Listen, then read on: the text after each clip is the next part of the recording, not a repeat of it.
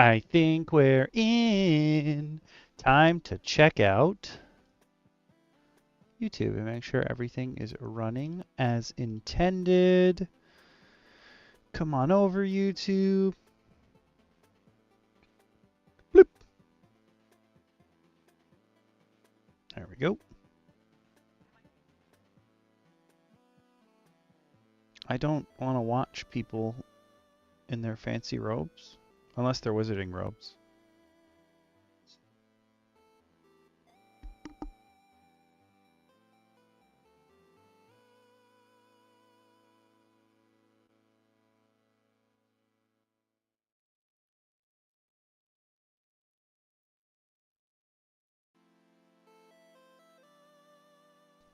YouTube is up and running. So now we boot up Twitch. Boop. Make sure everything's running over there.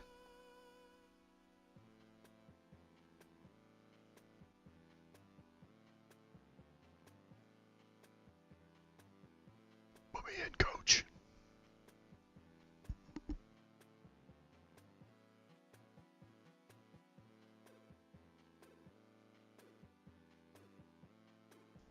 Twitch is good to go. I'm going to boot up YouTube chat instead of Twitch chat like I normally do. I mean, I can see all of them, but I usually put one of them on my phone just to be like, here you go.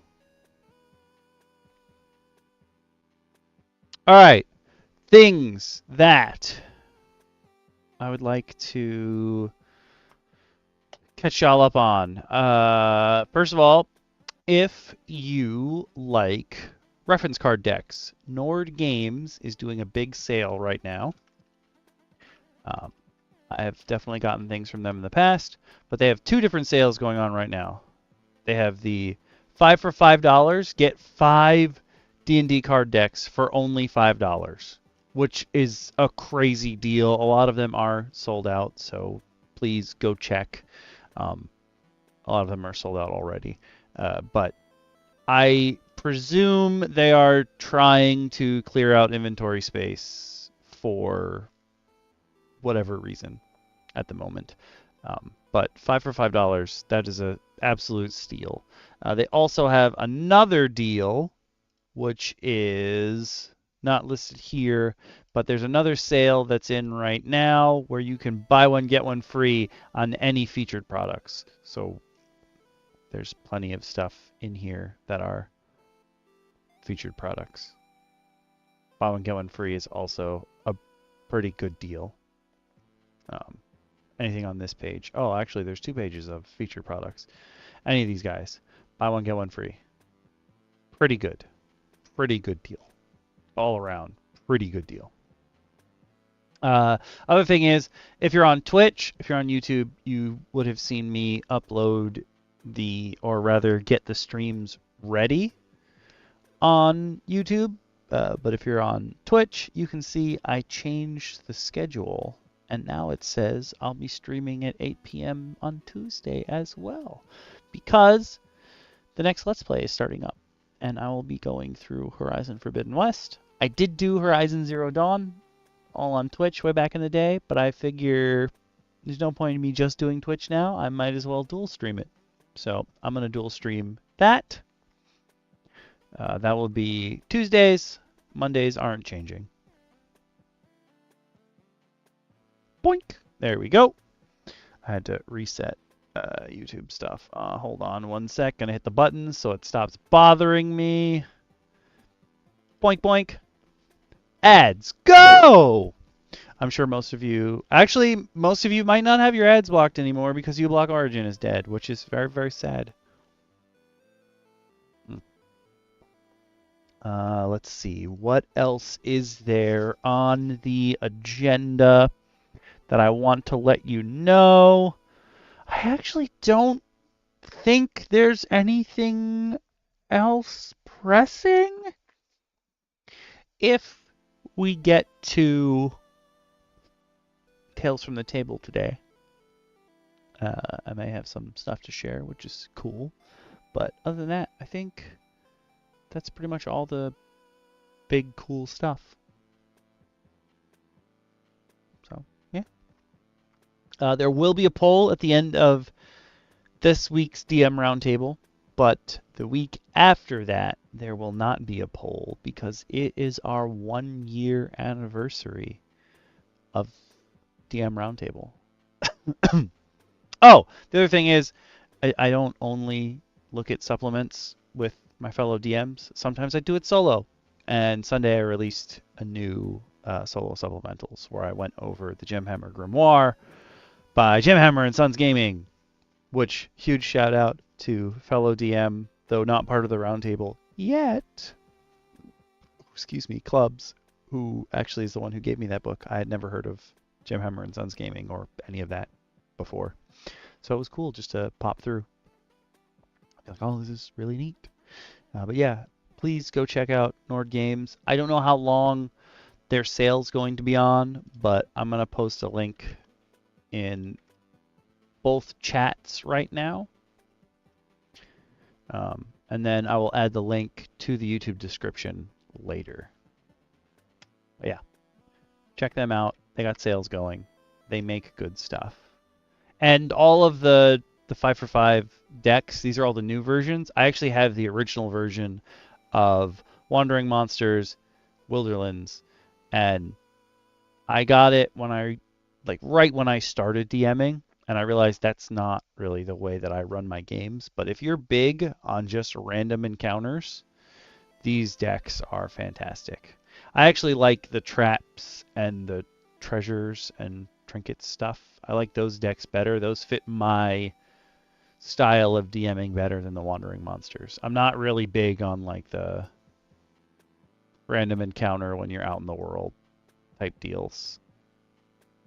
Though I also feel like it's harder to run those when you're a physical DM with a ton of minis. Like in order to go grab minis, you have to have them set up in a good way. And while I do have most of my minis organized and cataloged, they're not really set up for easy access by any stretch of the imagination.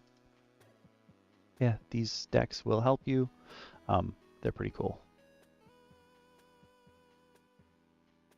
We're just gonna wait for my fellow DMs to show up. I'll give them until 8:05-ish. At first I didn't think there was a lot to go over today, but I think there is actually quite a bit to go over. So I'll give them until like 8:05. And if not, I will jump on in. Start right up. But until then, yeah. The Monster Manual and the DMG have come out already, the new ones, and there are some changes, some for the better, some for the worse, some are just strange.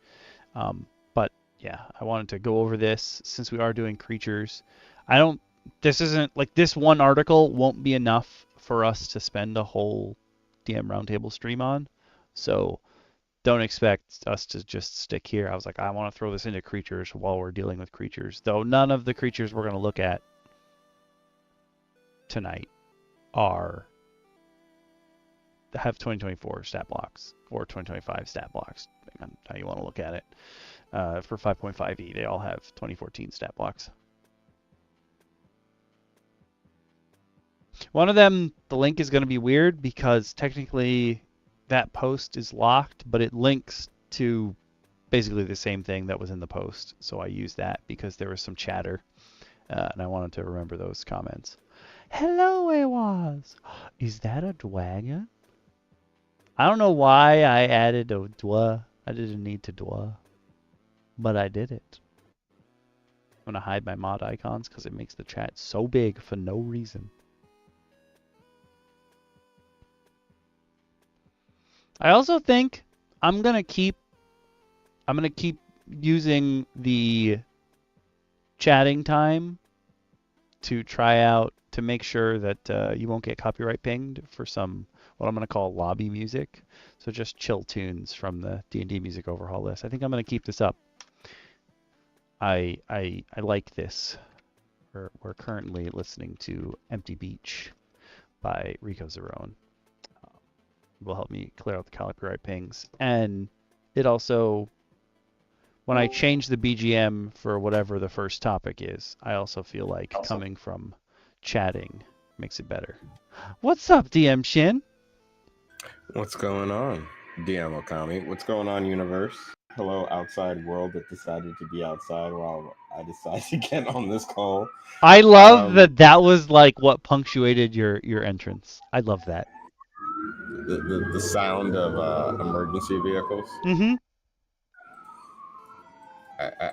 I don't know if that's a call sign to the panic I put my players through, or just an unfortunate side effect of being in a safe neighborhood and literally only hearing the fire departments and police go elsewhere.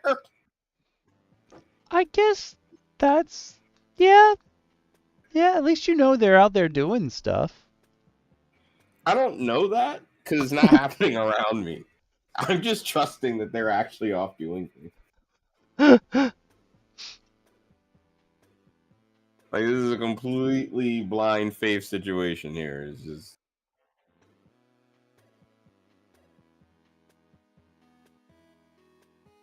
I'm just vibing to Empty Beach, man. But yeah, I figure I'm gonna keep up with this lobby music before we start. Helps me clear out stuff in the copyright ping panel of the music overhaul sheet, and it also I think it increases the vibe when I switch the music to whatever the first topic is. I like that. Oh no, are you breaking kneecaps, AWAS? Don't do that. No, wait. There okay, could be whose a good kneecaps? For the kneecapping. True. Whose kneecaps is the question.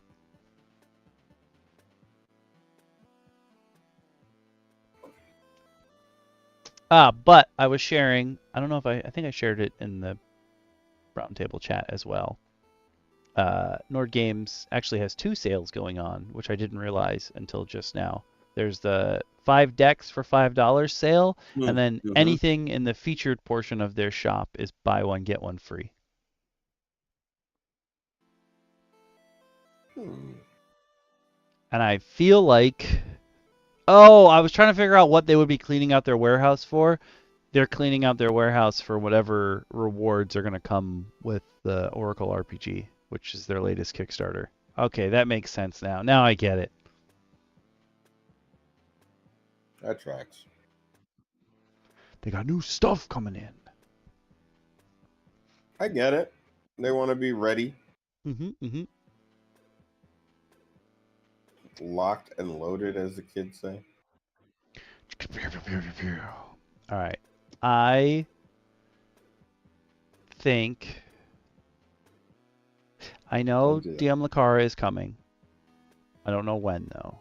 So I think we should just jump right in to get all the boring stuff out of the way before DM Lacara shows up.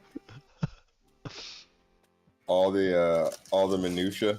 Yeah, like this new stat block. If you are on YouTube, you can click the link in the description and hang out with us, read along with us while we go through the new stat block design for the 2024-2025 monsters. Excuse me. If you're on Twitch, though, I'm going to throw that link up and pin it for the next 30 minutes. Blink. Blink. First off, bah. Yeah, there's a lot of that. But we're going to change the music because now we... I almost feel like we should be waiting for DM Lacara if we're talking WotC. I don't want to stress her out any more than she already is. Yeah, but she's in a safe place. It's true. She's at the round table. But also, if you aren't aware... Oh, go ahead. I think that this guy made his icon on Hero Forge. Yeah, he did. He definitely did. And he thought it was cute. I'm sure the Sigil team is like, what about us? Imagine everyone at WotC has Hero Forge's icon.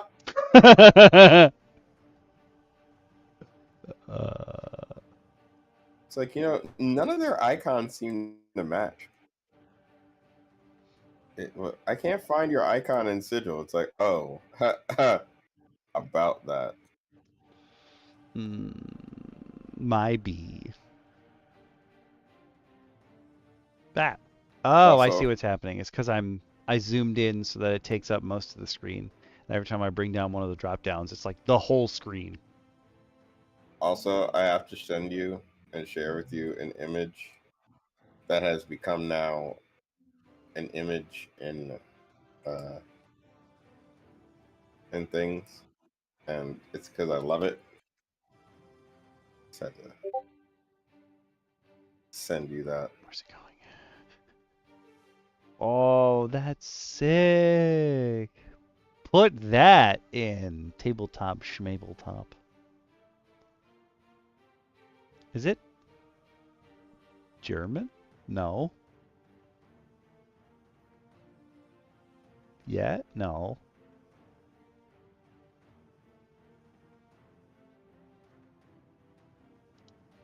What? What's so cool though? This is one of the special abilities. This is Invicta Fetus. Oh. That's neat. Yeah, we're going to take a peek at the new stat block design. The monster that they chose for this is an ancient gold dragon because they wanted to show off, hey, these are our new beautiful dragons since we've changed like the body type of all the dragons. But hey, if you just want to stick with regular dragon bodies, you're more than welcome to. Ain't nobody out here shaming dragon bodies unless it's Themberchod. Cause oh lord, he coming. But like, why did they turn into Monster Hunter dragons?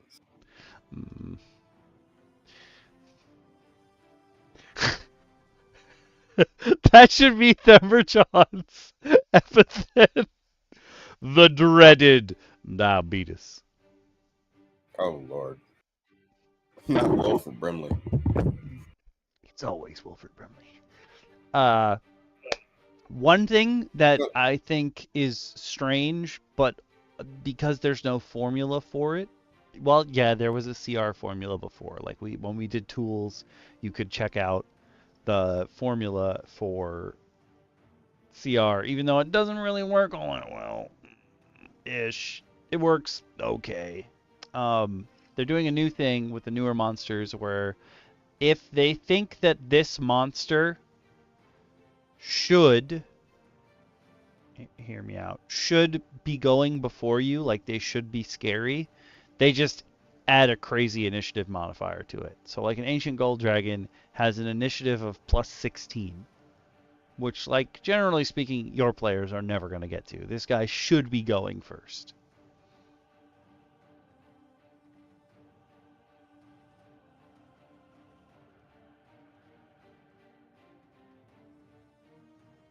But then they also have an initiative score.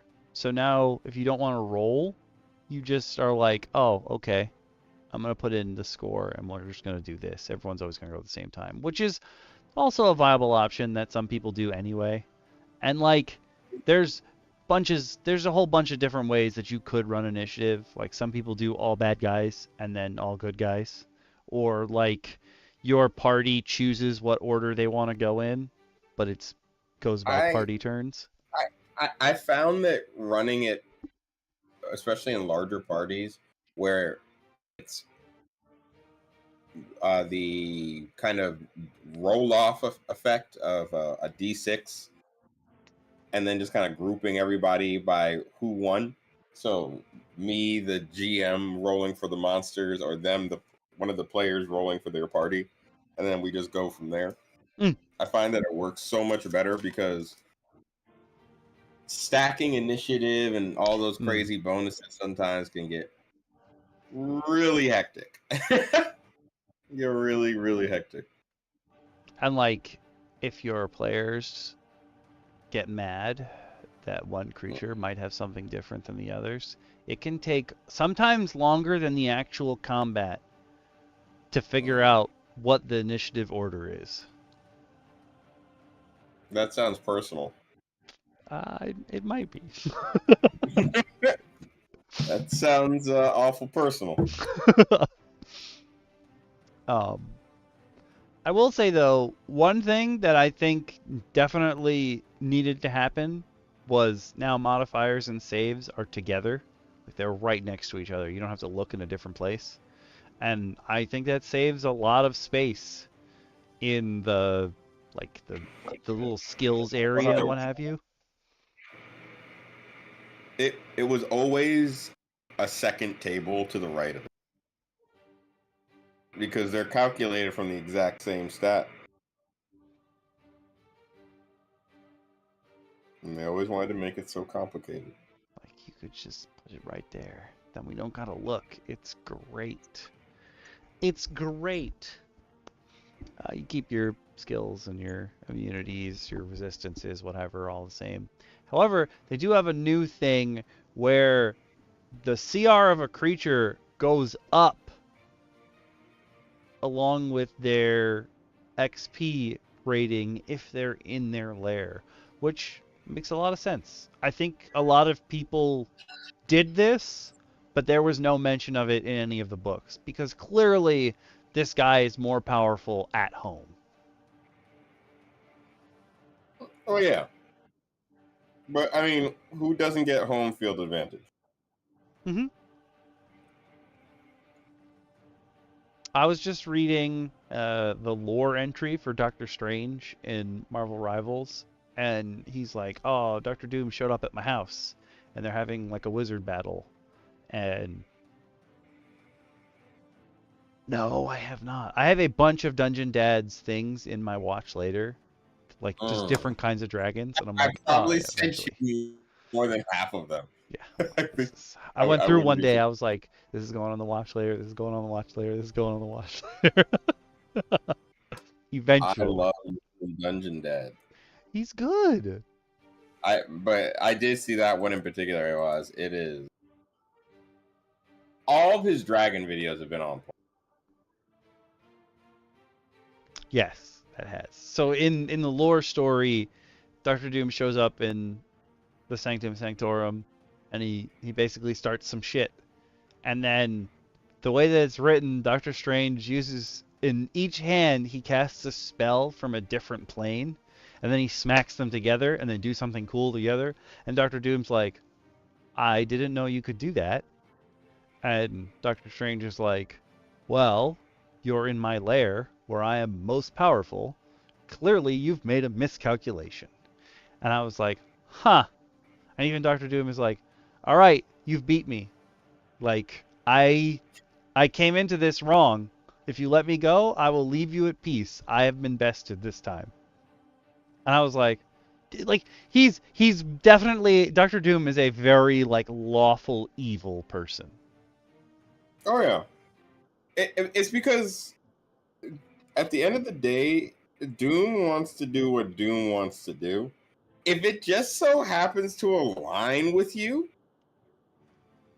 it's not going to stop him unless he truly hates you. Mm-hmm.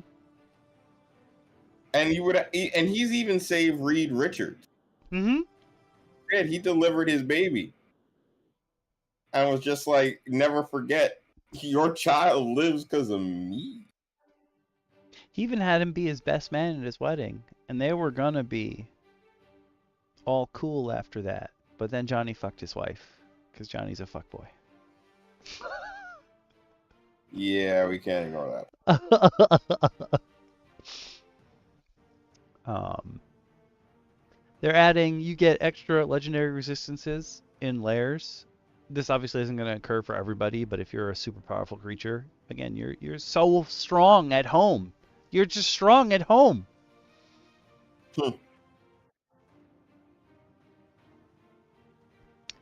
And she loves him. Whenever there's trouble, she just shows up in Doomstot and is like, hey, Unc, Does your father know you're here? What?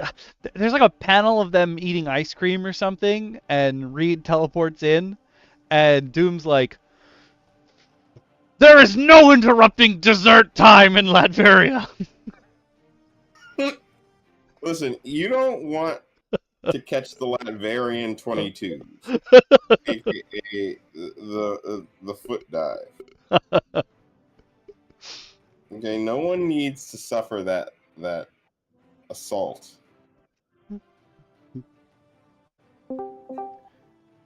Hello. Hey. What's going on? Just in time. Mm-hmm. Oh, really? Just in time because we got Watsy to talk about. I had the feeling that's what that was going to be. All right, lay it on me. What's going on? We are checking out the layout for the new Statblocks. Yes. So far, nothing that bad. We didn't get to the part that is funniest about this because they chose specifically an ancient gold dragon. What's up, Nerdy Sakura? They chose an ancient gold dragon stat block because, you know, they changed dragons. They wanted to show like, oh, this is such cool stuff. They left out the plus on hit DC for spell casting on their example stat block, which I think is hilarious. And everyone in the comments is like, you guys know you left out like the, I don't know, one of the most simple things there was. You put in all this cool stuff, but you left out like easy step number 1. It's Yep, that sounds Watsy. right. At the end of the day, let's not forget who's handing this to us. That's true. Yeah. That's true. It's Watsy. Okay, they can barely handle themselves. They can't handle themselves. This is themselves. Yeah, it's true. It's very true.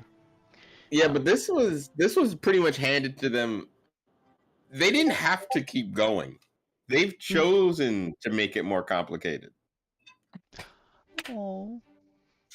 Also true. One of my players over the weekend, he has, it's not a pet, but a Nilbog adopted him because the Nilbog had a vision of the future and was like, oh my god, you're going to bring about the next era. And none of my players know what that means, but his Nilbog is just following him around. And so he's literally been picking up this little goblin and like holding it out to people and saying, do you want to adopt him? Do you want to adopt him? Do you want to adopt him?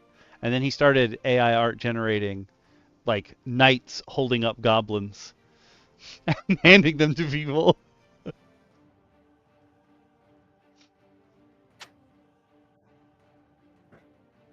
Sometimes it works, sometimes it doesn't.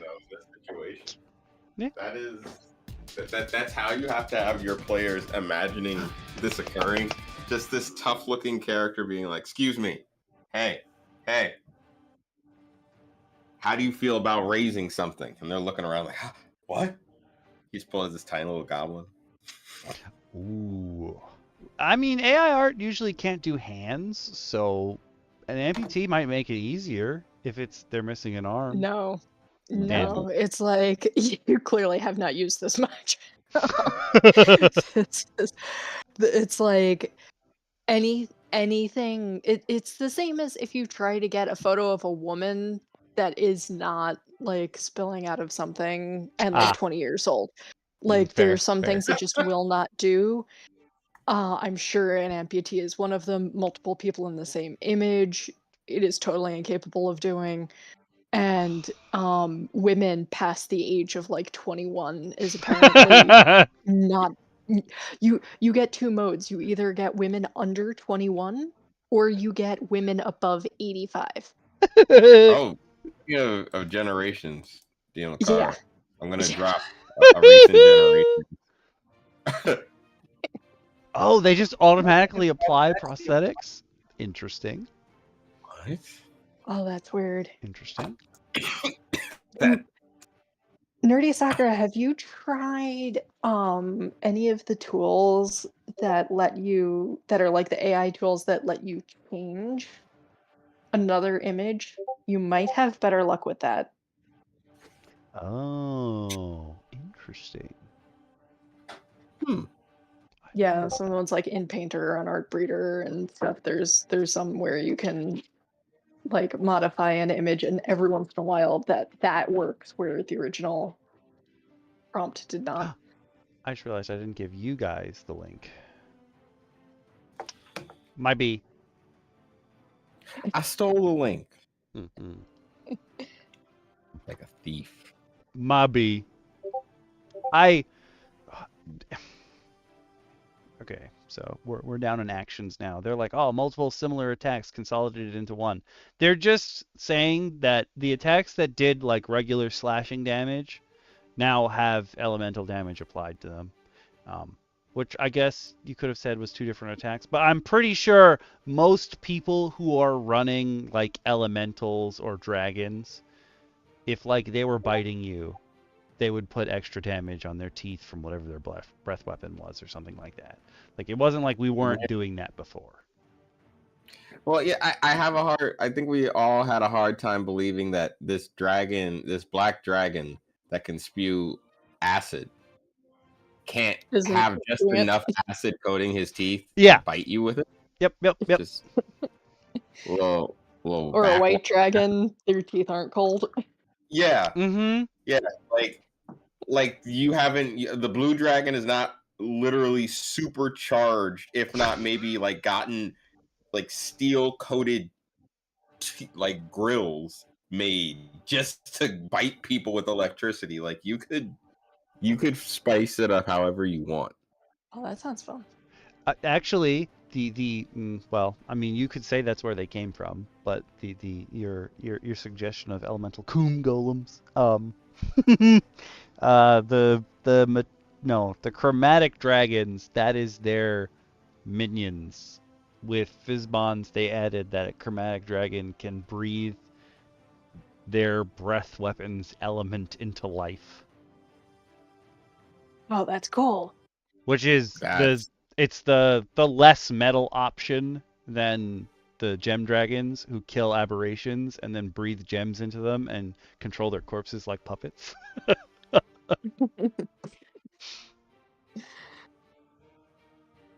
yeah, that's definitely a little bit more friendly. Ooh. Oh.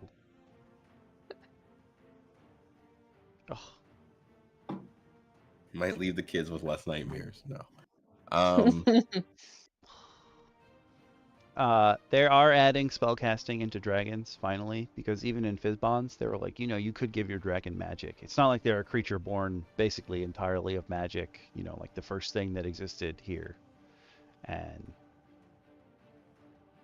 I guess you could give it magic. I don't know if you wanted to. They're finally putting it in there. Weird thing is, like, this is an ancient dragon. And they're like, oh, it casts certain spells, but the level 4 version. Like, I'm pretty sure an ancient dragon can cast way higher than level 4. Like, That's ridiculous. it's still pretty weak. Yeah, that's not very dragon. Mm-mm. Yeah. And like, some spells are different levels. Like, why not just make it easy and be like, I cast this at whatever level version? Yeah. I don't want to have. Now you've given me. Now I have to go figure this out. I don't want to do that. No, that was never the intention. Mm-mm. Mm-mm. They do all have their 2 breath weapons. My players actually just realized that dragons can have 2 different breath weapons, because my players over the weekend went to Waterdeep and they met Zelipharn, who's a young bronze dragon that lives in the harbor at Waterdeep, and he just wants to trade stories and secrets and like trinkets and stuff with people. And the Lord's Alliance was explaining to all the ships that were coming in, like, you may be boarded by a creature, but the Grey Hands have deemed it not a threat. So as long as you're not mean to him, you'll be fine. Like, he's not going to destroy anything. He might put you to sleep. And all my players are like, what do you mean he's going to put us to sleep? And I had the Lord's Lions be like, well, he can breathe gas onto your ship and it'll knock everybody out. And they were like, how? Does he have like a backpack or something? And I was like, what? No, he has 2 breath weapons. But they're petrified of this idea of him just like there. And then I just Who imagine isn't? him That's having like like a everyone's first- school backpack. Like a tiny school backpack. Like the kind that Steve rides in. Yes, exactly. Exactly. Oh, Also, they're not referring to whenever you roll a d20, it's now called a d20 test in any situation. okay. I hate that. I Tell us why. a test. I'm not grading you. Well, I mean, the dice are. Yeah. But I'm a just test- thinking. A D20 test? You mean like you don't trust the dice, so you just want to make sure it's working? What? Hold on, man. I just hit me with a D100 test. Hold on, I got a whole lot of D100s to test. Let me just what does that? Why was roll 2D20 so complicated? I thought it indicated the quantity of dice and the numbered die you would like me to roll. Am I wrong? It just makes me think that every time someone has to roll a d20, you have to play the clip from the Mortal Kombat movie soundtrack. Prepare yourself! Oh my god. Oh god. I thought you were gonna say hit everyone with just the test your might, but that's Ooh, even... test your might could also work. But I don't think you need that every time someone rolls, because in a good session, if you and your players are going back and forth, sometimes you can get a lot of rolls. Am I gonna just be like, hit me with a D20 test? D20 test. I'm going to sound insane in 5 seconds or less. So for Dirty Sakura, the fact that you were adopted twice just makes me think. I was watching Conan O'Brien did an interview with Lizzie Kaplan, Conan O'Brien's parents both just died within 2 days of one another, and I guess Lizzie Kaplan's dad just passed away, and all the people were talking about how at the funeral Conan O'Brien was walking up to people and being like, I'm an orphan now, can you take care of me? And that's all I can think of now. Oh my god.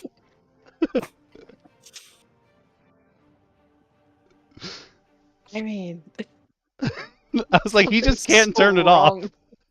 Yeah. He just can't turn it off. It's embedded in him at this point. Because he's a redhead. And then you have legendary actions, but now you have extra legend. There used to be specific lair actions, but now they're putting them all in one group, and now you just get more of them when you're in the lair. So you have legendary actions plus whatever your lair actions are, but you get more of them per turn, which, I mean, helps the flow of battle if it's just this one guy in their house versus your whole team. Also, Yeah. I didn't say it, I just clapped. I don't know if anybody realized that my clap was on time for DM Lacara following again and becoming a subscriber. I just wanted to put that up there. I've been subscribing. I think it's like my 3rd or 4th month, and then I realized there was another button I hadn't hit.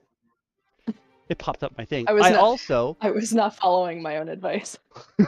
I also learned that because I run my D&D game through my laptop, I have to open OBS to use multiple cameras at once in Discord. And even though the scene that I use in OBS doesn't have any of the stuff that I use when I stream, like it doesn't have my alerts or anything, it still plays the sound effects from the other scenes. So people were subscribing while I was playing D&D, like while I was running my campaign, and Oh, that's awesome. and I like looked up the first time and I was like, huh? And then it happened again, like 20 minutes later, and I was like, are you guys doing that? And they're like, no. And I'm like, what's are people happening? subscribing? Am I live? What's happening here? And I was like, oh no, it just plays the sound effects that are in OBS somewhere, even if they're not on this particular screen. I was like, oh, it's so weird. But thank you. I like new subscribers. Ooh, I'm gonna have fun with silly things. That was the other thing. Thank you to the new subscribers that came and subscribed while I wasn't doing anything. Appreciate it. Welcome. Welcome, people. One thing we did talk about before you came in, DM Lacara, is that they are now, if they think that a creature should be scary and go before you in initiative, there's no formula for this. They're just throwing random numbers in front of initiative. So like this ancient gold dragon has plus 16 to his initiative. Oh, okay, so it's not based off of Dex or anything, it's just... Like, this guy's scary! I mean, okay. No, I understand that. I don't totally hate that. I mean, in our campaign, I don't think any of the monsters have rolled an initiative higher than an 8.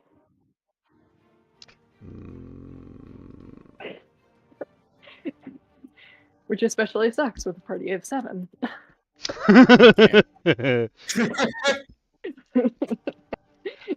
Yep, just think about that for a minute.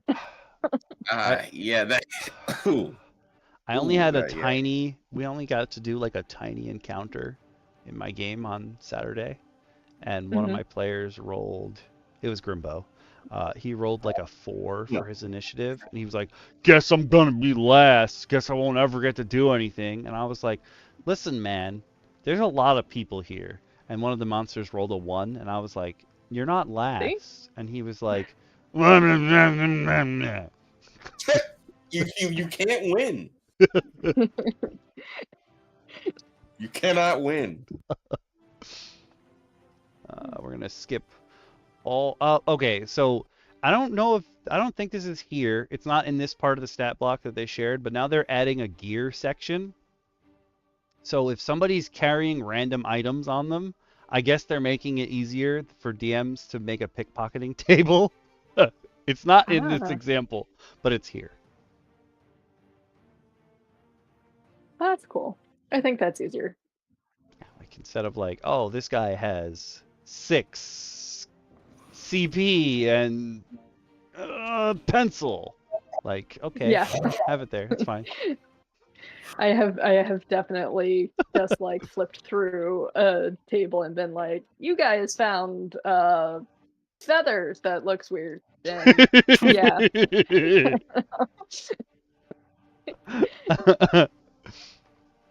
And then they tell you monsters are easier to run now. All right, I'm not gonna lie. This particular image of the gold dragon now gives It's him Monster Hunter. He has such Themberchawd vibes that I hate it. He's a Monster Hunter creature. This is no longer a regular dragon. This thing is fought in a Capcom game. And I don't understand why. Okay, because that...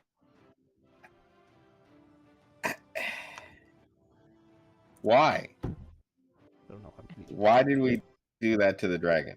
The first art that they showed of their new gold dragon was like an Asian dragon. And I was like, okay, sure, whatever. That's fine. Keep that. Why this? What did they do? Yeah, I gotta drop it. That's what it reminds me of. I can't see it. There we go. I just lay chugging for a moment.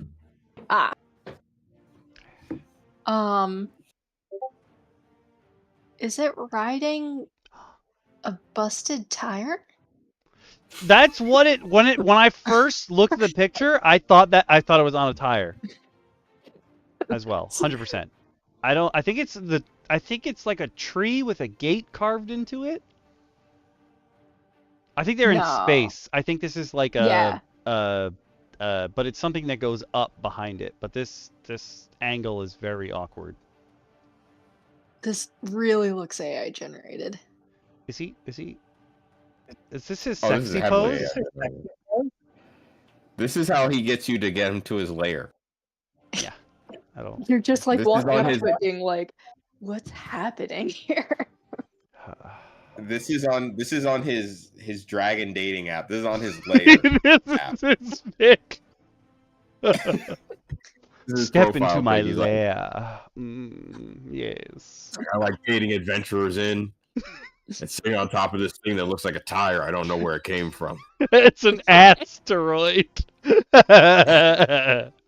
Man, where did you get a Spelljammer ship just in your lair? I don't know. Just woke up one morning, there it was.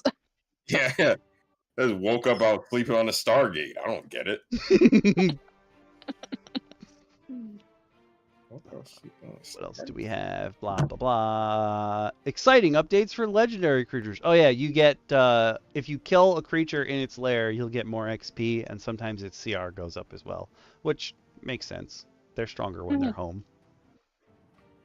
I think that's okay. I don't think they need to redesign the dragon because this looks way too much like they're not even trying to differentiate their Magic the Gathering cards. In their Yeah, that too.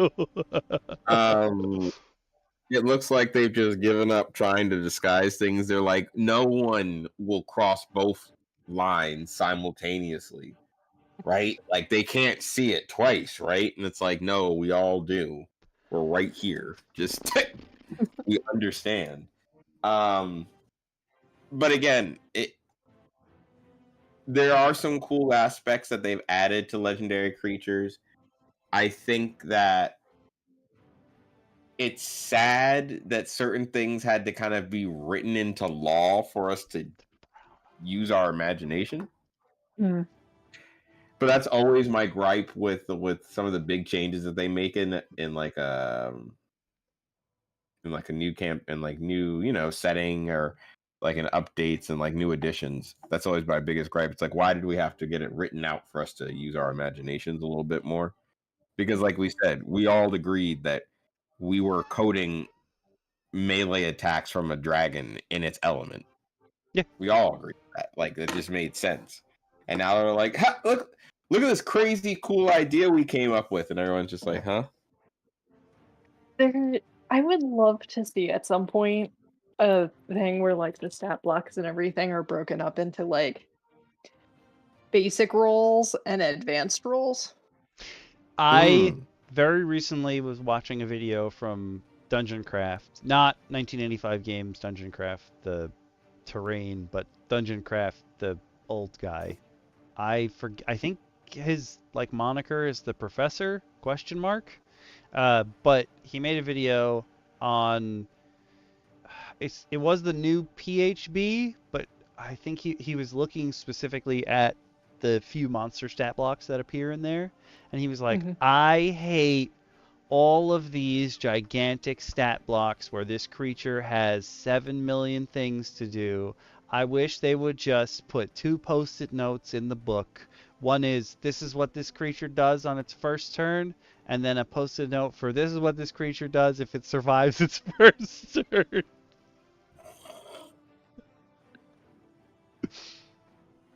That's very fair. Yeah.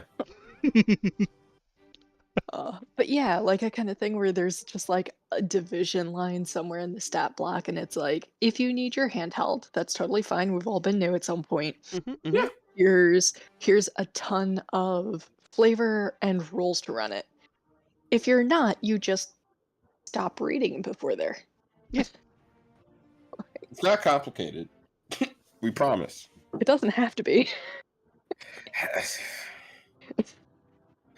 I was explaining D&D to someone who had played Baldur's Gate 3, and they were like, hey, Shin, explain to me D&D because I want to play D&D. And I was just like, okay, why? And they're like, because I love Baldur's Gate 3. And I was like, okay, temper your expectations. I was like, because they are not the same thing. And as I was explaining it, I realized, kind of like what you were just saying, DM Lacara, like basic and like advanced. I think that needs to just exist for all of D&D. Like that is something I would welcome. If 5.5 was considered easy run rules.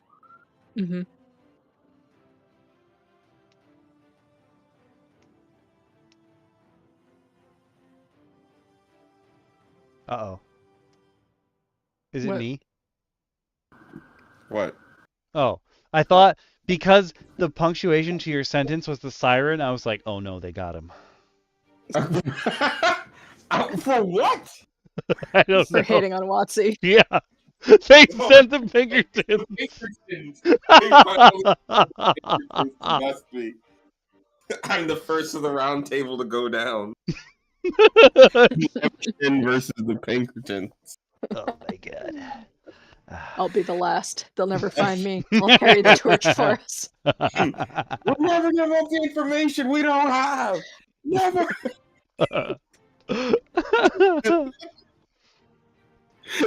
But yeah, that was a quick peek at what the new stat blocks look like. I figured we'd throw this in while we were doing creatures because it makes the most sense to do it while we're doing creatures.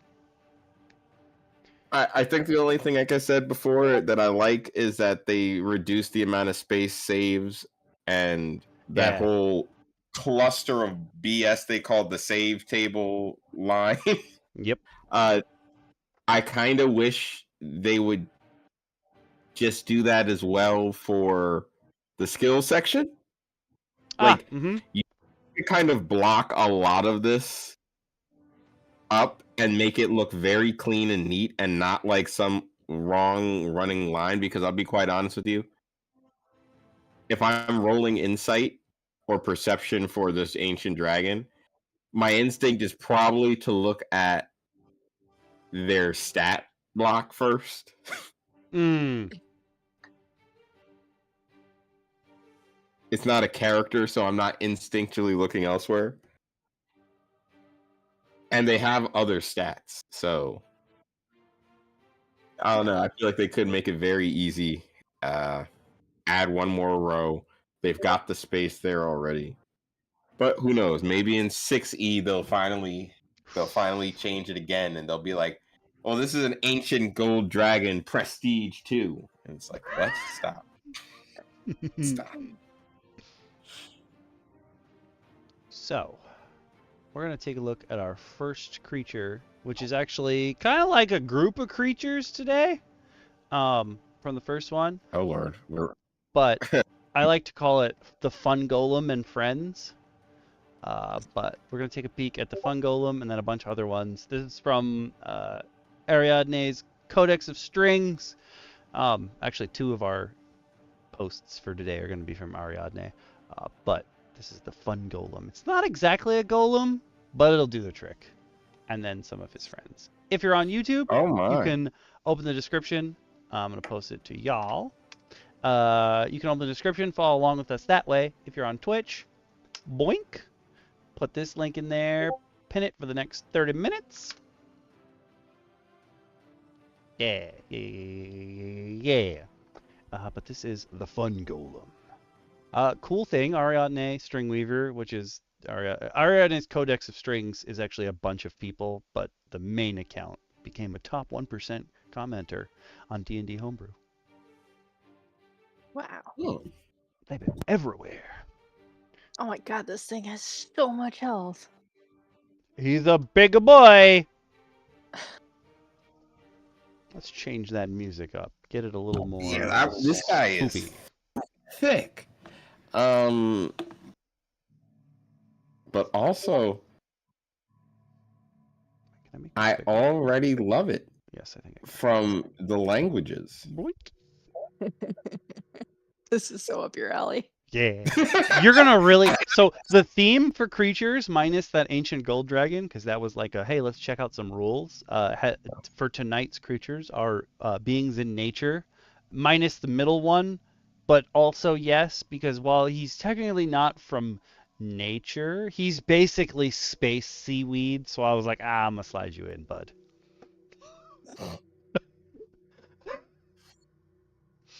Oh, what have you done?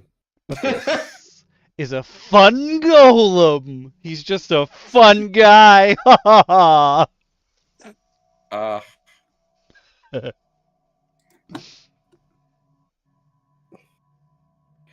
all right. So automatically, Tell us about it, DM I Shin. love it. I love it automatically, but let's talk about something that DM Lacara pointed out very quickly. This thing is bulky. 210 average, which is 20 D12 plus 80. So if you manage to get the actual full amount of 320 HP That's a thick bit. with 14 natural armor, I think that this thing being CR or CR 13 or a Challenger 13 makes a little bit of sense. This is someone you might want to try to talk to first. Yeah. Especially all if I'm you saying. come in like a boat, because he is huge. If you come in a boat or a car, he's a siege monster. He's going to smash it. But Yeah. also, okay, so I said earlier that looking at its stats, obviously crazy strength, crazy wisdom, and crazy constitution. The wisdom being high makes a lot of sense to me because it's connected to druidic, and I usually like to think of these things having that kind of correlation. Also, it's speaking druidic is cool, but now I had imagined it automatically. There's 4 of these things holding up a grove. And when you disturb when you come to speak to the druid of that grove, the archdruid of that grove, they're lowering down the grove, and he's sitting there. And if you start nonsense there, there's 4 of these things just standing there, guarding the space. And good luck. I hope my players use common sense. Ha! There's no common sense here. Oh, at all. And it regenerates as long as you don't. It doesn't have. I was expecting it to have vulnerability to fire. It does not have vulnerability to fire. But if it does take fire, like a troll or something, you won't have its regeneration trait. But just imagine trying to hack away at this guy with 300, 250 health, and it just keeps coming back. Keeps on regrowing. This is the kind of stuff I need to turn on you guys. Oh yeah, no, this is something that I want people to fear this in the swamps. You find giant mycenoids in the swamp? Yes. Yeah. Let's put some fear in your hearts. Okay, you want fear? Look at this Shroud of Spores ability. This guy's surrounded by a thick cloud of... Tell us about it, DM Lacara. Tell us about it. The Fungolem is surrounded by a thick cloud of spores at all times. Creatures cannot attack the Fungolem with advantage while within 10 feet of the Fungolem. So just immediately flanking means nothing.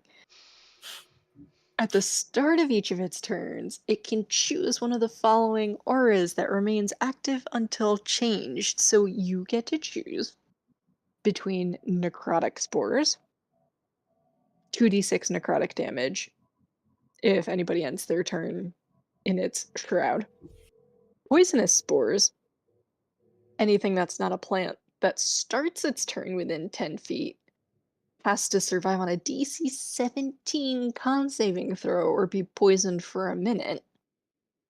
So note the necrotic spores work until the players end of their turn, and the poisonous spores until the beginning of the next one. So technically, you could have both going at the same time, as long as the Fungolem's turn is before your PCs. Oh. Technically, yes. Yes, you could. Ooh. Quickening spores or mending spores are the other two. Quickening only works for the Fungolem and all plants. And mending spores, same thing. It gives 1d10 hit points.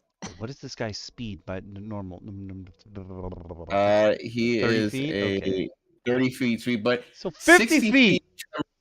But 60 feet of tremor sense on top of it. So Oh my god. You don't expect a dude this big to move fast. It's like that demon lord in solo leveling. The main character's like, this dude is like as big as a skyscraper. He's sitting on this huge demon's throne, and the main character's like, okay, there's no way. I don't understand. When is he gonna move? And the main character blinks, and the demon's right in front of him, and he's like, Oh god. well, also with 60 feet of tremor sense, this thing could remain subterranean and then literally appear on someone, but it would know you were in its range well beforehand. Mm-hmm. Unless you're flying, he knows you're there. And the Shroud of Spores is going to affect you as soon as you start getting close. Mm-hmm. Yeah, no, this thing is scary. Even though it doesn't say, I'm gonna assume if you're in his cloud of spores, he's gonna know. Oh yeah. Absolutely. Something touched my pheromones. Like he is well aware. But then we come down to his attacks. He's got slant. Okay, hear me out. My players get mad about this when they try to metagame and they look at stat blocks and they're like, why does everyone have slam? Slam is just the generic term for you being bludgeoned, okay? It's not like all of them know the same wrestling move. Just a generic name for bludgeoning people, okay? That is a unique to you and your party thing. I want you to know that. How do they all know the same move? No, they're just flailing, okay? That is thoroughly. I don't think I've ever had someone question the nature of the slam. That is a first for me. That's true. It is a normal type move.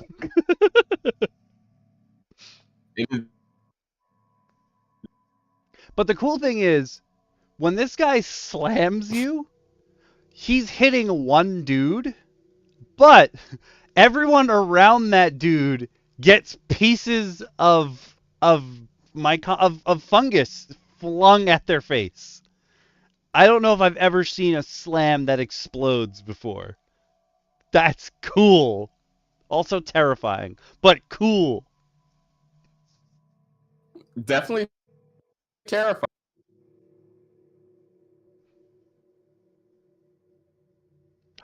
Oh, I wish I could remember the quote.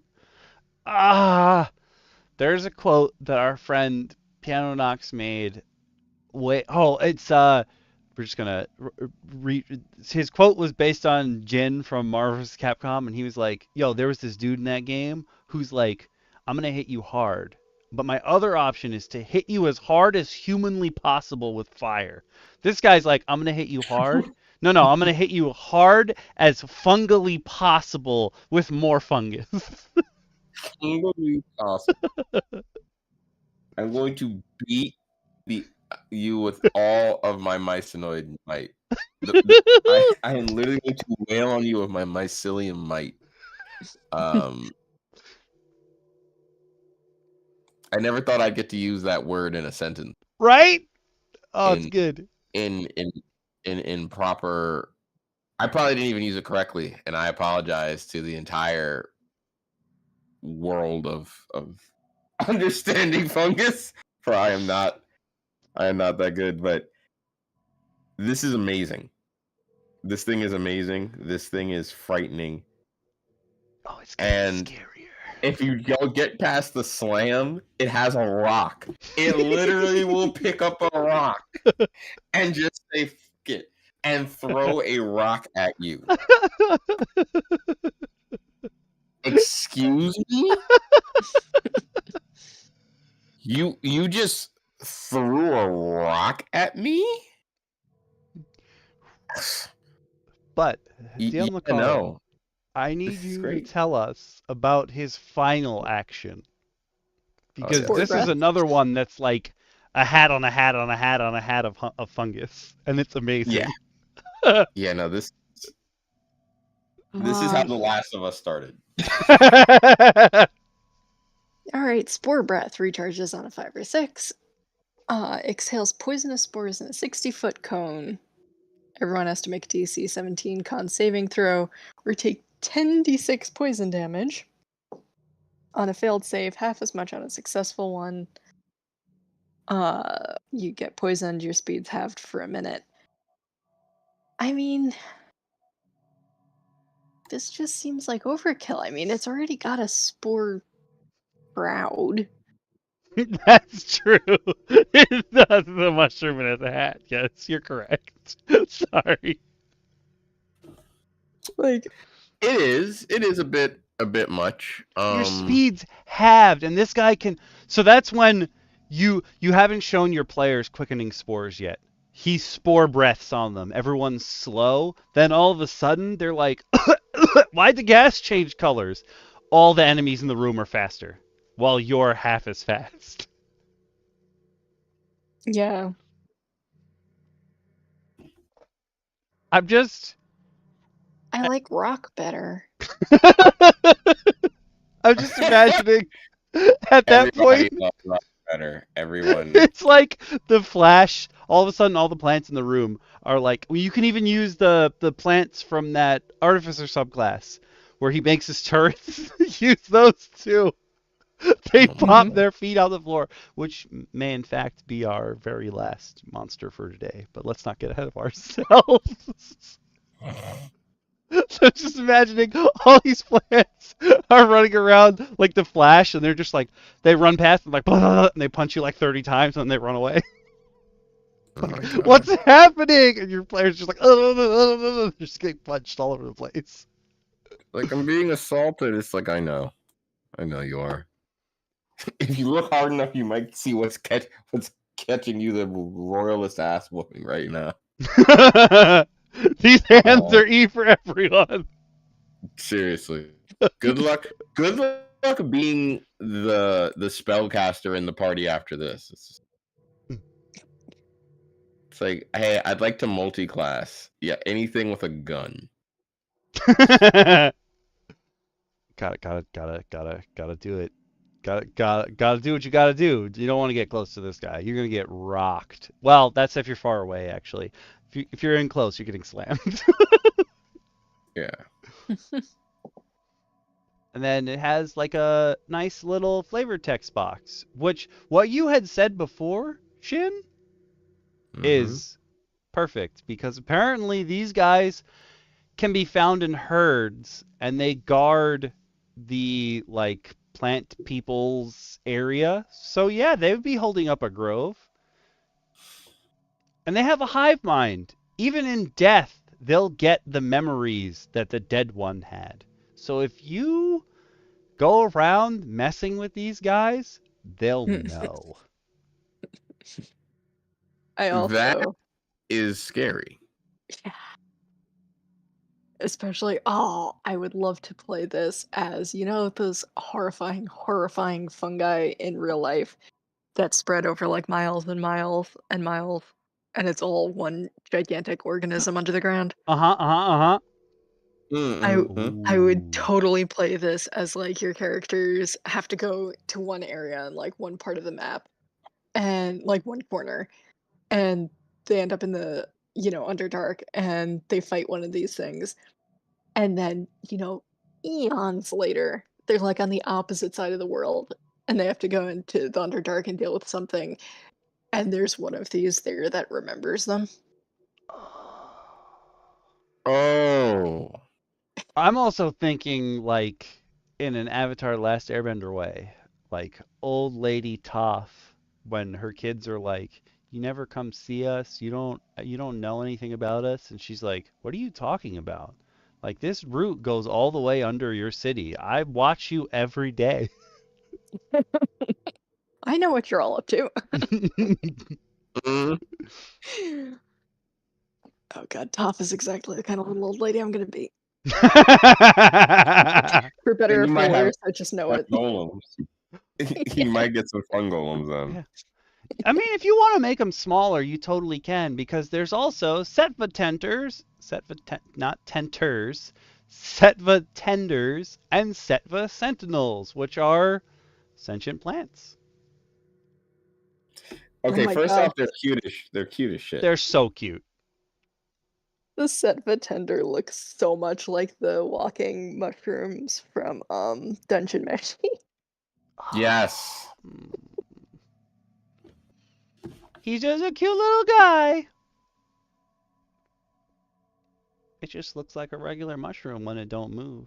But he carries spores, so if you hit it, you're going to be covered in spores. So just spores on spores on spores on spores. Spores everywhere. Yeah, but I mean it's 1d4. True. It's not going to kill anybody but your level 1 wizard. Actually, 2024 wizard has 1d6 health, which just just stop taking away our memes. Leave the memes.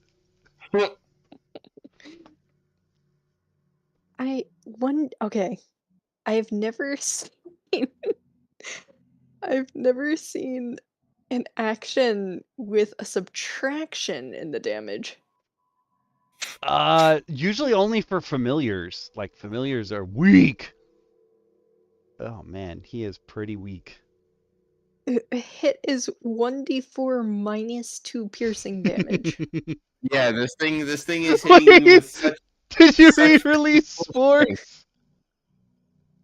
It's also got a -5 to hit you with this attack. Oh my god. The This release is so- spores. It hurts itself to push out It the literally spores. releases spores 5 times and it's dead. It's got the worst life ever. But what I don't get is how the Sentinel that's a size larger than it has the same number of hit points. Because it's oh, tougher, not it got tougher in fungus.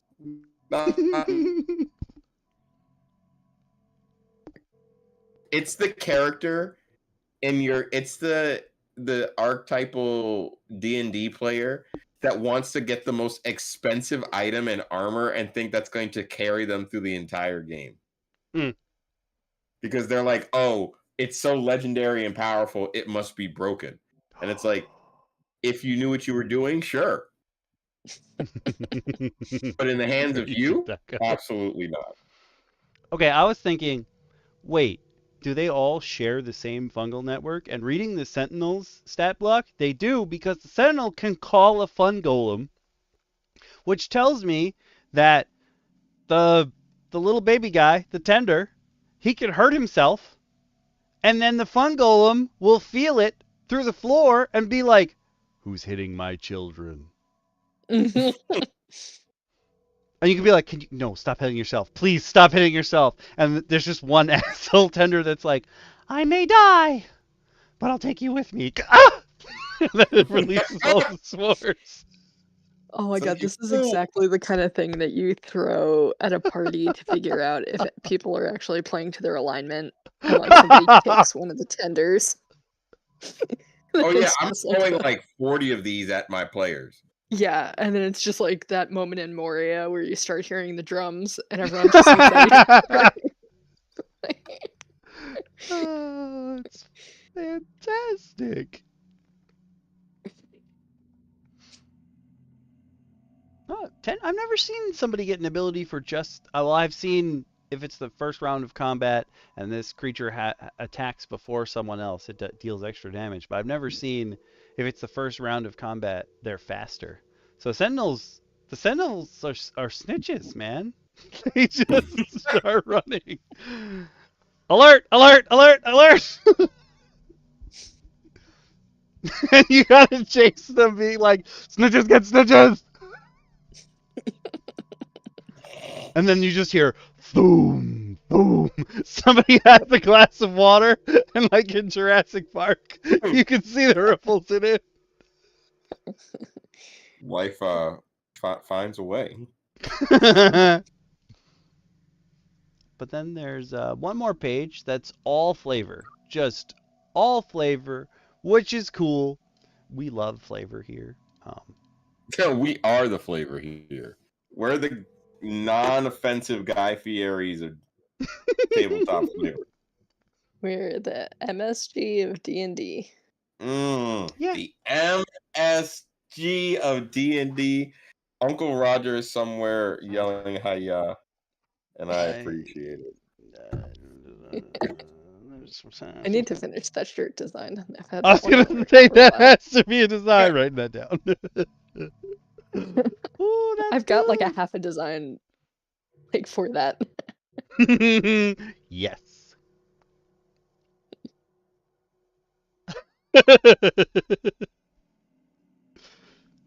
Basically, this tells me that I don't know if Ariadne's Codex of Strings has a book yet, but I think they're working on one, ? And this like otherworldly flora section just tells me that probably you can play some kind of Setva.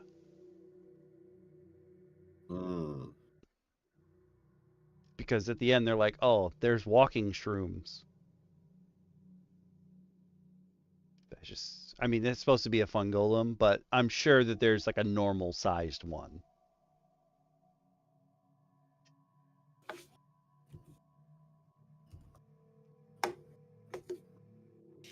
I also, this one being bluish, I would also imagine that if you have like the Mad Druid, like the Circle of Spores Druid gone wild,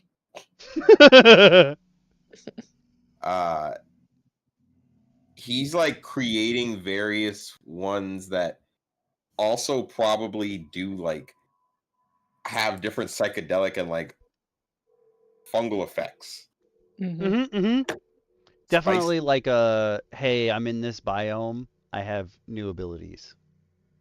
Yeah, like spice up the Fungolem's Shroud of Spores. Maybe one like decreases intelligence. Say like gives you a debuff to intelligence while you're around it because it's meant to counter, wizards and spellcasters. Or like it has Another a confusion dust. Yes. Like play around with it because I think then you really get to have fun in like a puzzle kind of manner in combat. Which I think all three of us, we love puzzle combat. We do. Oh yeah. Oh hell yeah. I'm also thinking that like this could be very much the kind of thing where like you might be a Circle of Spores druid that was like a drow or a Durgar that like grew up like as an orphan among these mushrooms. Took you in. You're part of the part of their spores are now inside of you, so you also have like the knowledge that they do as long as you're touching something that they're oh, that's so cool. What a background. That is, folks, I say it time and time and time again. This is why you come to the round table. Oh, that's so cool. You don't get flavor like this just anywhere. It's true. Yeah, you have to pay extra for this. But, there's a lot of ways to help people out if you can't pay extra. It's true. And in fact, I think DM Lacara being here means we could probably instruct you on some of the greatest ways to help out if you've been enjoying the content you've witnessed so far today. As once again, I, DM Shin, do another segue into DM Lacara telling us the greatest words known to player kind. DM Lacara. Hit the buttons, people. If you have money, hit the buttons that give Okami money. Those are the ones where you can sign up for his Patreon or subscribe through the things that you're watching or listening to this on. And if you do not have money, like subscribe, follow what the Angry Raccoon is doing. Do the things that help spread out the word about us and let Okami grow his freaky little RPG empire.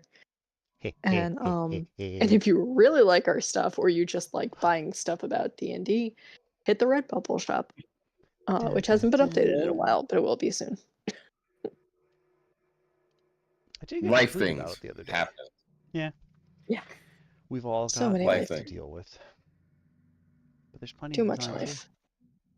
And until you spread us like the mad fungal empire that we are of D&D and tabletop adjacent, thus allowing us to grow into the super spore that overtakes everything WotC has worked so hard to destroy. Yeah. Help us fix D&D. Please. We can help. us. We promise. Yeah. We promise we're at least trying. Yeah, we are not the enemy. We recognize the common enemy here, okay? We know how to stop. We have identified the beast, okay? We got this. We're your only hope. Yeah, seriously. We're coming to you from a tiny box. Asking you in our time of need to not let WotC win. No. That being said, though, Bloop. I think that these are really cool. I think that the just this group of monsters we just went through is really cool also because I think fungal monsters, spores, and fungus things like that aren't really thought of. Yeah. People are like, "Oh, I'm fighting plants." Okay. Yeah. And now it's like, "Oh no, I'm fighting a plant. Like, what is this thing? Like, oh, That's trying to suck me into it. yeah, like, wait a second, this is not normal." Hey, well, I'm staring at the I'm staring at the chat box because I know Awaz's gears are turning at you saying it's gonna suck me into it. Awaz, control yourself.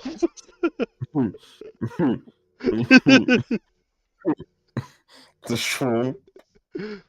I hate everything. Okay. This particular box where they're like, oh yeah, there's all different kinds of Setva.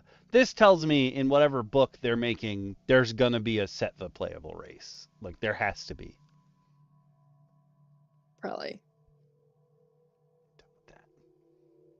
But I think we're done with the Fungolems, so we're gonna jump on over to the next. Oh, I can actually close Ooh. the Ancient Dragon guy. The next one is also from Ariadne's Codex of Strings, but this is the Harbinger spawn, which is loosely based on John Carpenter's The Thing. So we're about to get freaky up in here. More freaky than normal. True. A little bit more freaky than normal. A little scared. If you're on YouTube, you can open the description and click the link to follow along with us. If you're on Twitch, I just threw the link in there, pinned it for the next 30 minutes. I gave it to the DM Roundtable. And now, once I change the music to get a little bit more spoopy. Oh, yeah. I spray Tilex on this thing in my bathroom all the time.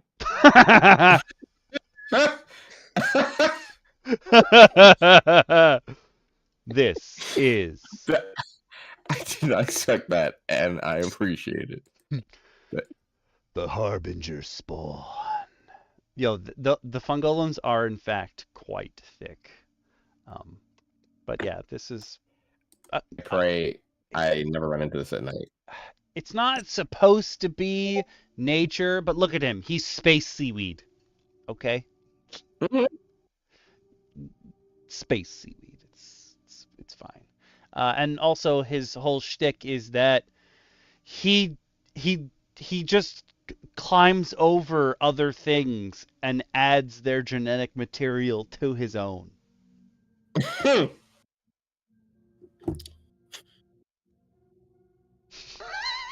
It was, please. It was, please. You're gonna get spores in your mouth. Yikes. Yikes. It's an abomination. Oh, so one thing I do want to say about the Fungolems is that it was cool that Ariadne put in like a big guy and then a bunch of little smaller guys, because one of the main tenets of the new Dungeon Master's Guide is that they're like, yo, we realize we put in all these monsters that are just like CR13, and like you can't meet them when you're little because they'll just kill your players. So we put in like lesser versions of all those creatures. And I was like, oh, that's smart. Yeah, you can fill out like a whole biome with them instead of someone having to go through all the trouble of making all those other creatures. That's I appreciate that. Yeah. But yeah, this guy. Really creepy because he just pops up out of nowhere. He's basically like a more evil symbiote from Marvel, if you could call it that. Except that this guy like eats your whole body, not just your brain. This is to me literally like truly horrifying Swamp Thing. Like even the little notation in the image to the right of it, just saying spooky. Don't let them reform. Like these things are evil. That's how I'm taking this. This shit is evil. There's no saving grace in this thing. Oh, I thought it meant don't let it reform. Like if you kill it. Oh, see? Yeah, we'll get to that. Don't worry. Oh God. It's okay, Shin. It's worse than you thought. Yeah. Oh, no. I did read ahead. That is gonna be my downfall. Actually, so let's get into it. Let's get into this then, folks. I think I'll give it a start by going through this first little block. Shades in the Night. The Spawn is the most common warrior class specimen. A formless and insidious creature, it comprises a corpse drenched in resilient ichor, driven by a ravenous appetite for genetic material. Yum. Ew. What is it? Skin is slick and oily. Body glistens with a putrid slime that oozes from every crevice. As you already noted before, this thing is just horrifyingly slapped together.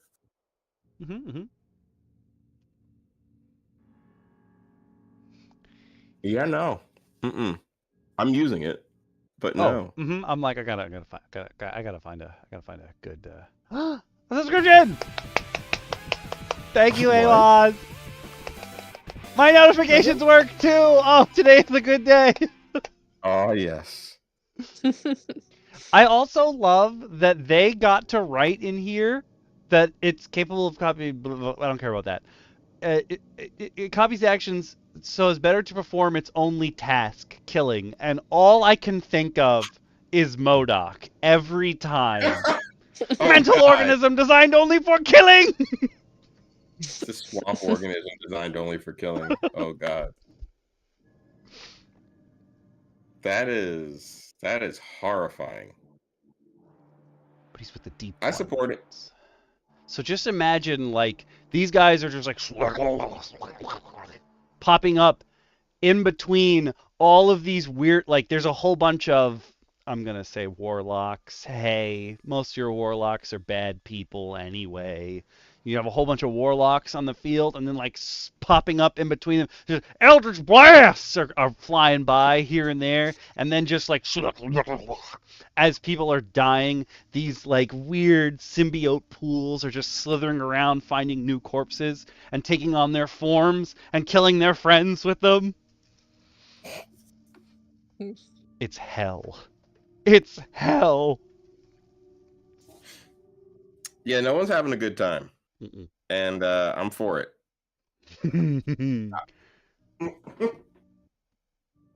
You're gonna have a bad time. I guarantee you. So what Eldritch Chain Gun. Don't give that idea to Grimjack. Don't do that. Oh. When these creatures are killed, they melt into a black puddle of deadly ichor, leaving only a few scattered bones floating in the tar. Hunters always make sure to disperse these remains, even if it means plunging their hands into the acidic mixture. It takes just a skull and a few bones for a spawn to reform, usually in less than a minute. It's like the skeletons in Elden Ring. If you don't hit them with a holy attack, you gotta hit them again or they'll just come back. I'm thinking even older. Castlevania Symphony of the Night, when you first get to the alchemical laboratory, there are these red skeletons that you hit them, you do 1 damage, and they collapse into a little pile. And you can never truly kill them because they just regoop and reform every time. I hate this thing, and I want to torture people with it. Should we look at its stat block? Yes, Of course we should. DM Lacara takes in. Let's see what we got. Armor class 14, natural armor, 75 hit points. That's not bad. Man. It's less than our fungal boy. Yeah. Very strong on con, decently strong on strength. Everything else is eh. They're dumb as a box of rocks. Not very charismatic either. Charisma's about what you'd expect, given that they're slimy ichor Yeah. over a corpse. That doesn't work on anyone except Awas, apparently. Good at stealth, dark vision. I'm kind of surprised that all they have is dark vision. Yeah. But I guess if they're in space, tremor sense probably doesn't do much. That's a good point. I hadn't thought about that. That is a very good point. Living flesh. They may benefit from a single of the following physiological bonuses. And it's a bonus action to switch them up. Elongated extremities. Oh, its speed and melee attack range are increased by 15 feet. Yes, this thing is just like bungee cording its arms at you. That is terrifying. Yeah. He's Mr. Fantastic, but in the worst way. Yeah. That is horrifying. Oh my goodness. That is horrifying. It can gain resistance to bludgeoning, piercing, and slashing damage from non-magical weapons. Okay, I mean, the thing's CR6. I kind of would expect that just to be standard on it. Because, like, Yeah. he doesn't have, like, you're not, like, chopping his physical body. He's goo. Yeah. Yeah, there's bones in there, but they're really just there to be points to reconstitute from. Yeah. Or to spill out of. Yeah. I mean, this thing is just screaming for you to, like, hack off an arm and have it be crawling around trying to, like, grab at your ankles for the rest Or of the form day. another one. Yeah, or form another one. Or a Noctis Touch, which does additional acid damage. Anytime you take damage from it, or it touches you. Oh, so you could chop off its arms, and then they run around. And they're like grabbing your like ankles, and they're burning them with acid. Yeah, just burning through your boots. I would also, I think in this case, they also mean like if you hit it, it splashes you, because he's just goo. Mm-hmm. There's so much acid everywhere. I love it. And like that little, like you said, Shin, the little pieces that you hack off are now trying to seek out other corpses to take over, or people, or animals, or whatever. Oh God, it's terrifying. Actually, uncanny mimicry might be scarier because I skimmed through this before. I was thinking he had to take your form, but it's just something that he's seen. Something that he's seen that happened, he can copy as an ability or a class feature. Mm-hmm. So, like, if you have a pretty good... It can only gain features up to 5th level, but I'm saying, what if he sees your rogue use sneak attack?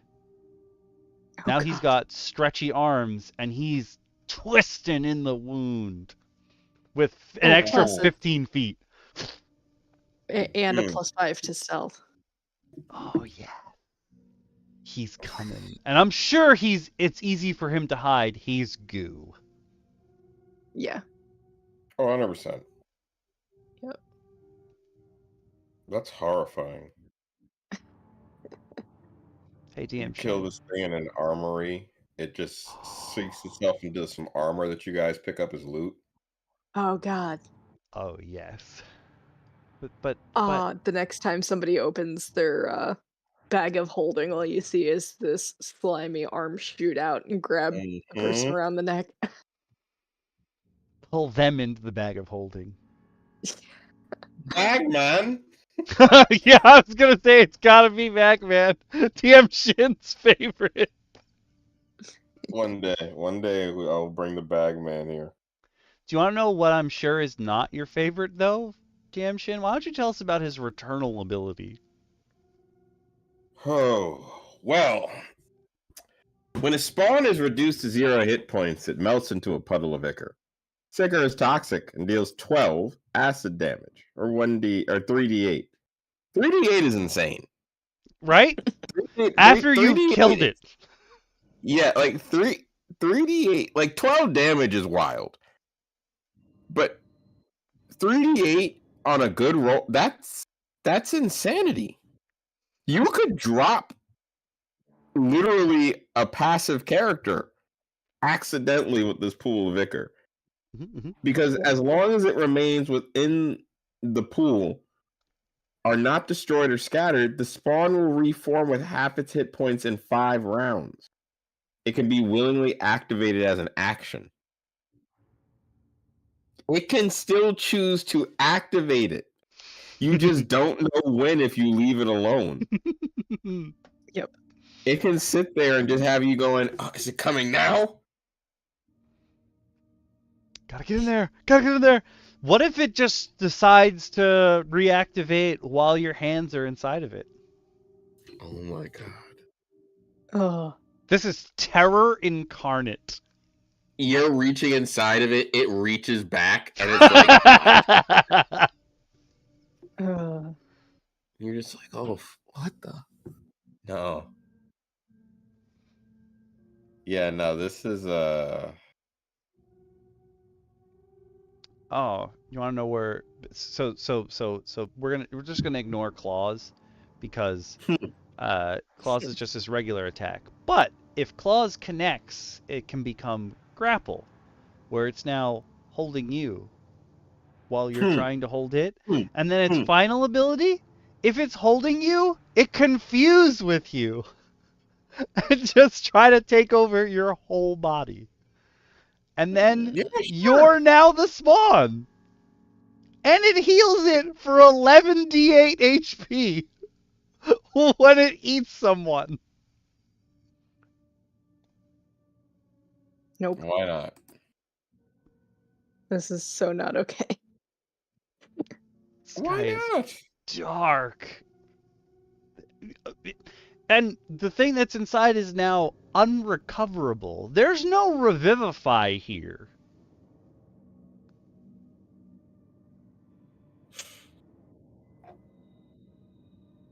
I know. I know.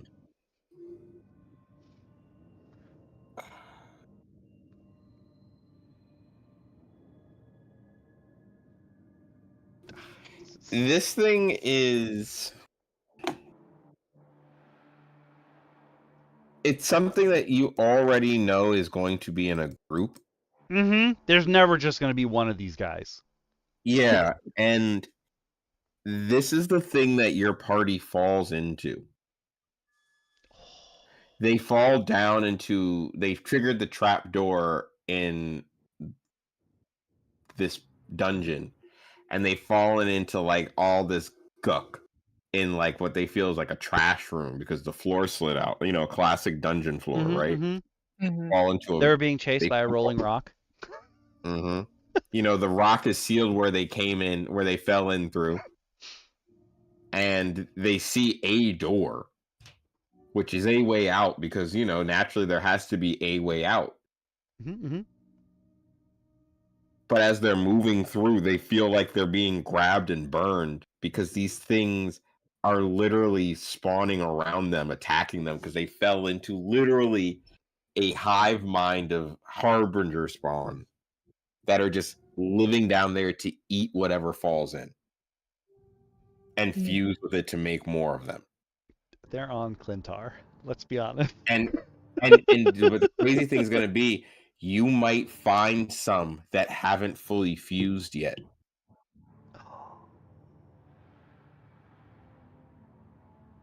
So there might be people that are partial adventure still.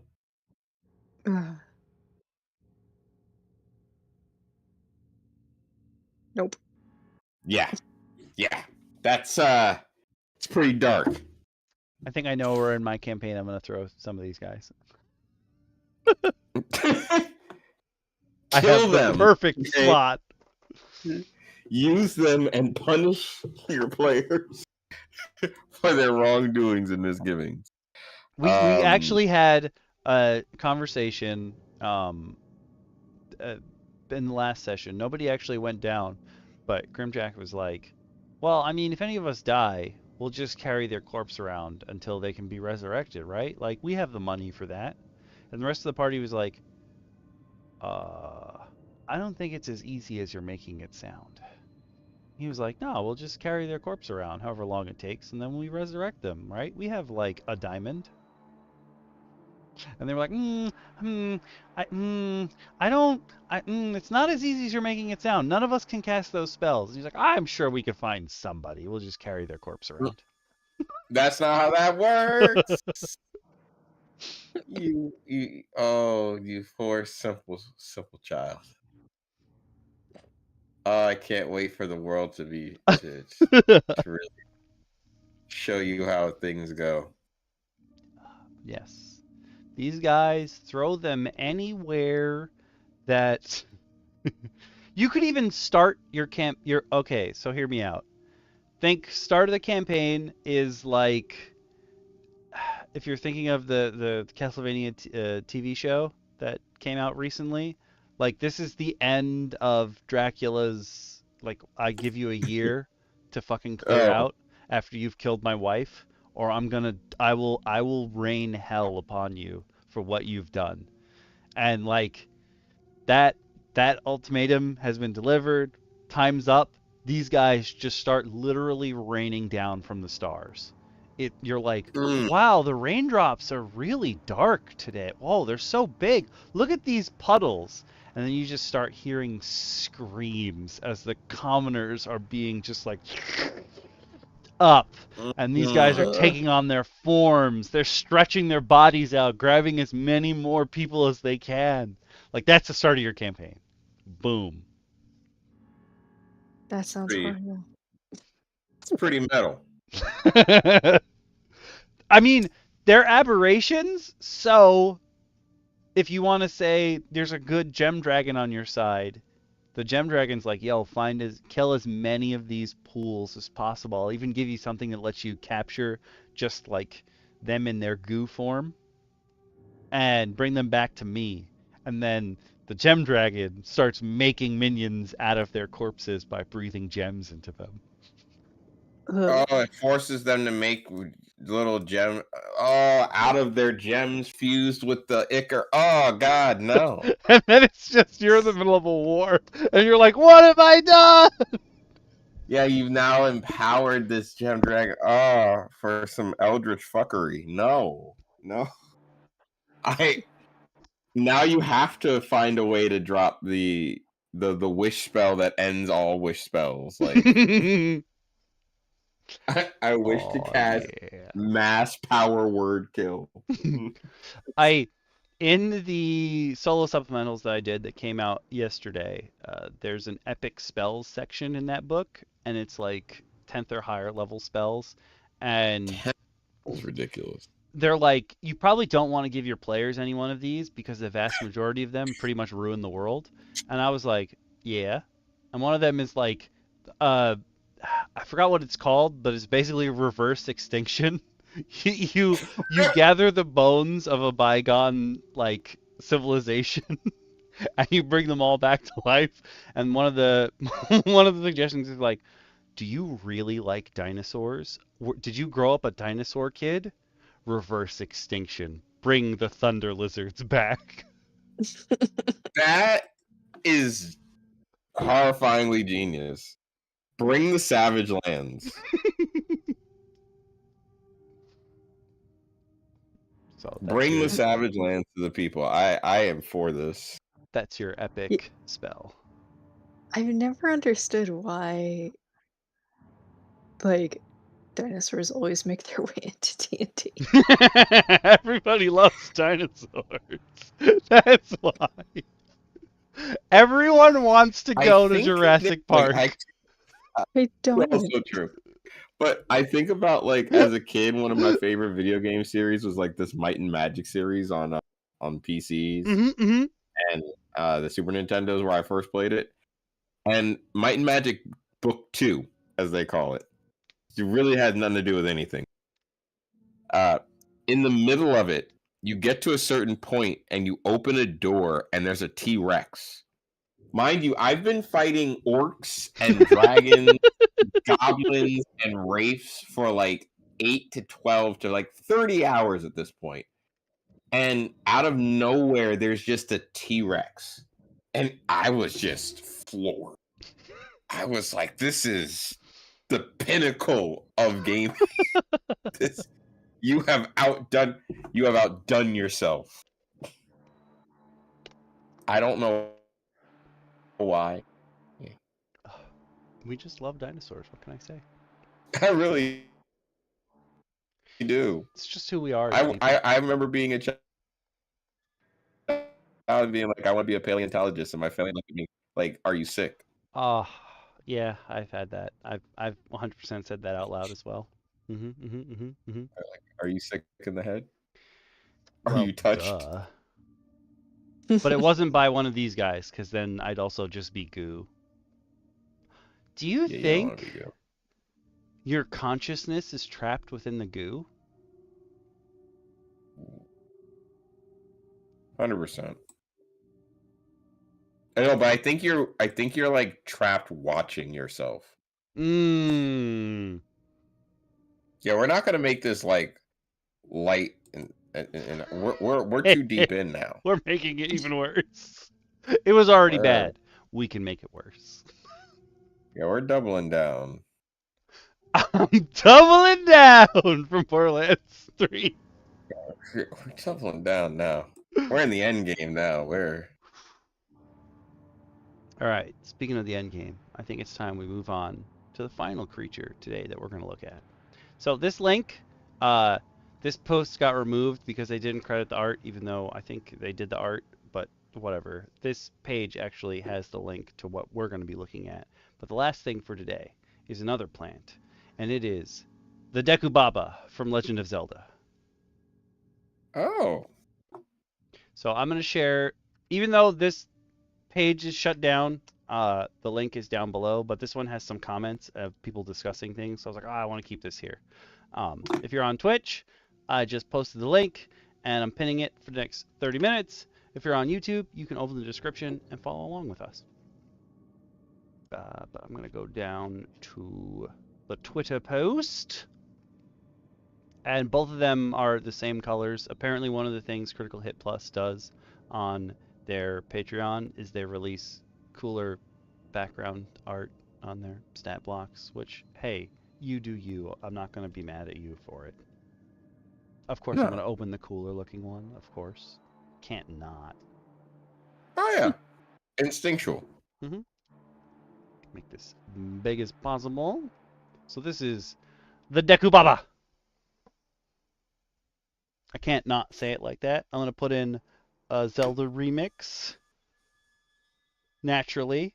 Has to be. Of course. Can't not. But this is like the ultimate form of that Artificer turret. Except he just fights because in Zelda, they don't walk around. They just, and they don't, some of them spit. This guy happens not to spit. This is just a humph guy.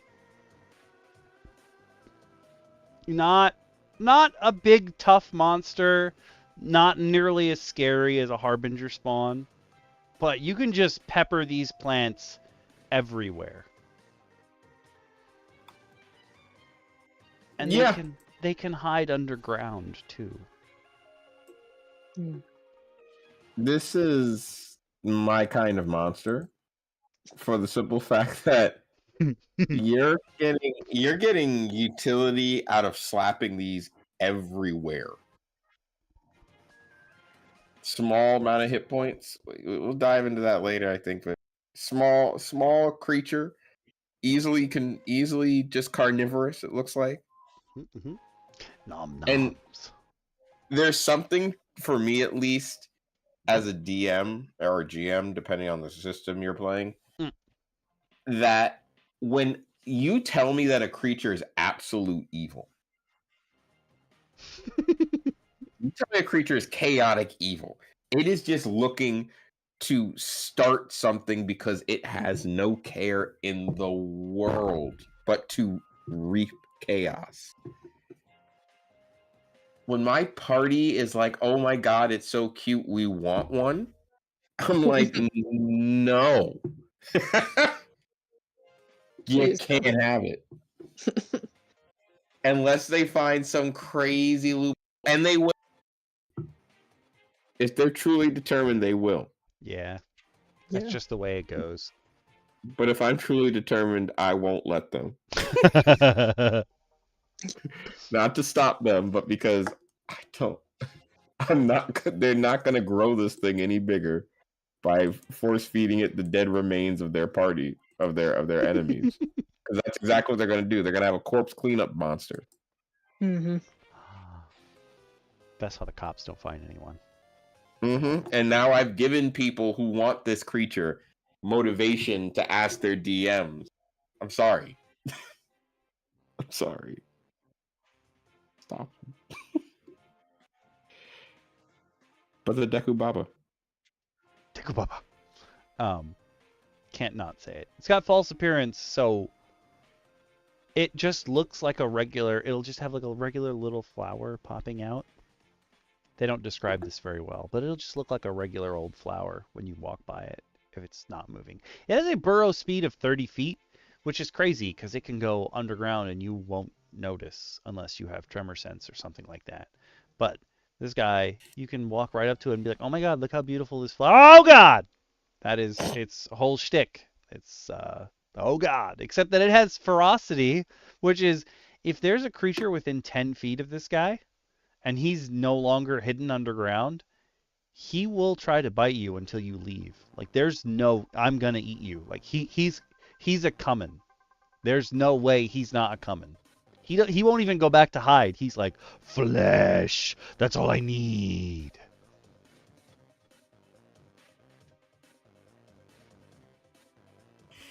This is, looking at its stats, AC 17 is high. Even though this thing is weak and doesn't take a lot of hits, it's hard to hit. And I would imagine that part of that AC 17 is its ability to dig in and out of the ground to attack you. So, like, when you whiff, I'm flavoring it that it ducks into a burrow. Yeah. The end part of ferocity, I'm assuming, is their way of mimicking, like in the games, you have to hit him in the head to make him stand up straight, and like his head's super hard, but his vine is not. So the end of ferocity is if someone else is attacking, not the person that the Deku Baba's trying to eat, its AC is lowered because they're attacking the vine, not the head. It's like a built-in called shot, but that's good for the player instead of bad. Because cold shot is normally you have disadvantage, but I want to hit that specific spot. Which will come in handy at some point, my players, should you watch this. I'm looking into the camera, but the camera's not on.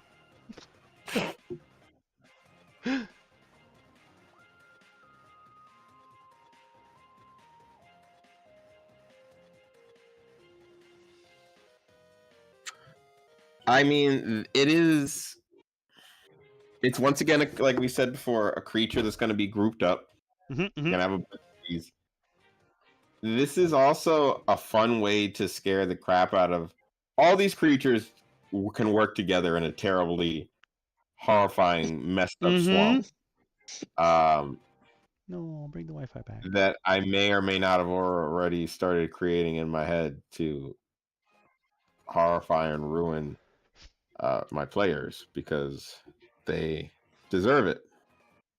All of these guys, if you happen to be using Fate Forge's universe, or as most of us on the Discord call them, the Chinchilla folks, if you happen to be using their universe, their version of like what the Undermountain is just everything underneath the umbrella of a giant mushroom. And all I can think of is all of these guys live there. Even the Harbinger spawn. You don't have to make it be from space. It can just be another kind of fungus that grows. Yeah, there's really no reason to change it. Do it up. All these guys live there under a huge umbrella. They're all chilling. This is your I'm in scary plant world biome.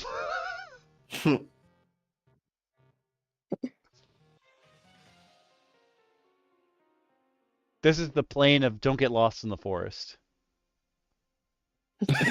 Yeah. Oh yeah. No, this is absolutely the plane where you got sent to go find that one druid or that one guy. You know, if you're a big fan of Lord of the Rings, you went to go find that. And he's like, oh, you just want to walk into my home? No. I have counter measures. I'm glad they don't have a language because no matter what, I would just have them, their head would burst to the ground and be, what did you say? They're all stink meaner. Yeah. Yes. What did you say? They come with just pure hate and energy. They would if they could propel themselves out of their cells out of the ground to kick you in the chest, they absolutely would go completely horizontal and propel their feet into their roots into your chest. This is also Plants vs Zombies on HR Guide.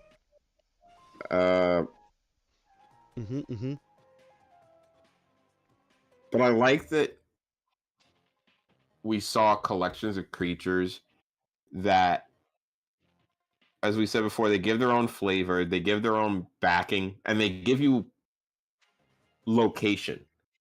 I think sometimes we get with like these creatures that are so like location agnostic to some extent that it's like, oh, well, I could put this here, and then we forget about it.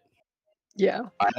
I have a bunch of creatures that like I've saved their stat blocks for, you know, campaigns and stuff like that. I'm like, oh, I'll get back to it. And then I'll scroll through because the folder, you know, has gotten unruly or something like that. Or I'm like, oh, I should straighten things out. And I'm like, oh, why didn't I use this completely swamp?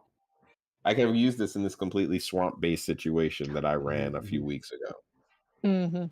This is kind of just like, oh, they're dealing with a lot of plants and stuff like that. I just can go run right here. I've got the Fungolem, I've got the Steva, I've got the Deku Baba, I've got, you know, the Harbinger. They're fun little things you can throw in there that are lethal because combat should be scary. It's not saying that your players should die, but your players should fear dying. Yeah. Because they should know that there's a consequence to weight of their actions. Yes, it's a game at the end of the day. But it's a role-playing game, so play the role. Yep. The power is yours. No, the power is yours. I don't want Don Cheadle to teleport to turn you into a plant. Yeah, and kick me in my chest. Don Cheadle, if you see this, I'm sorry. No. Imagine that's Imagine that's what's happening. That could be your BBEG. If Tom all these Cheadle? creatures are plants, evil Captain Planet Captain Planet? is Oh Super my god, BG. yes! Oh The my god. druid at the center of the grove is evil Captain Planet. I literally was just talking about Captain Planet last night. It's a super environmentalist Captain Planet who's turned rogue and just turned his whole grove evil. Oh, I love it. Yep, this is amazing. Oh, That's an entire one shot. oh yes. Yes, that in fact, you know what? We should where's my notes? I need to write this down. Oh, I need to oh. make this a thing. All right. Speaking of notes, this is a shit on one of my players. It's not Grimjack, but one of my Oh, players. So at the very beginning of our campaign, Grimjack was like, "Hey, I'm gonna go on. I'm gonna go out, and I found these adventure journals, and they're basically like little books that you can carry around with you. It's a notebook, so you can put in all your characters' information, like what adventures they've gone on and what have you. And no one in our group has used them. No one has touched them. I went and got just single session quick notes that are like, who did you meet? What did you get? My players used them one time. And Jack DT, who plays Goblin Slayer in our campaign, for the first time ever, he usually has his tablet. He didn't have his tablet today. He pulled out a notebook that says my D&D notebook on it, like it's a marble notebook. And he left it here at the end of the session. And I was like, oh, I got to put this in the pile because Grimjack also leaves his notes at my house between sessions. It's not like he's reading them. He doesn't even look at his character sheet. So I grab DT's notebook and I'm like, oh, I wonder what notes he's taken. And I open the notebook and I flip through the pages. He has only written on, we've been playing for 4 years. He has only written on the first page, and the first section is like from the middle of last year, and there's 2 sentences, and then he wrote one more sentence in it this session. Oh my god. I was dying with laughter. That hurts.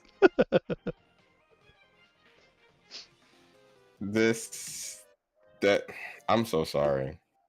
I was like, this tracks. I don't know what I was expecting. It wasn't just 1 page though. I was expecting maybe 2 pages. It's like this shit blank. What?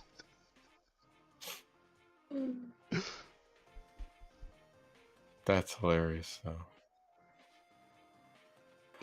We've been playing for 4 years. He hasn't even filled in 1 whole page yet. That hurts. I'm sorry. I'm so sorry. It just again, I tell you all the time, you know, they can walk in the wrong cave. They're about to go to the Frostfell in my campaign. Then I'm like, oh, that's gonna be fun. Like I said, just remember, they don't all have to come back. That's true.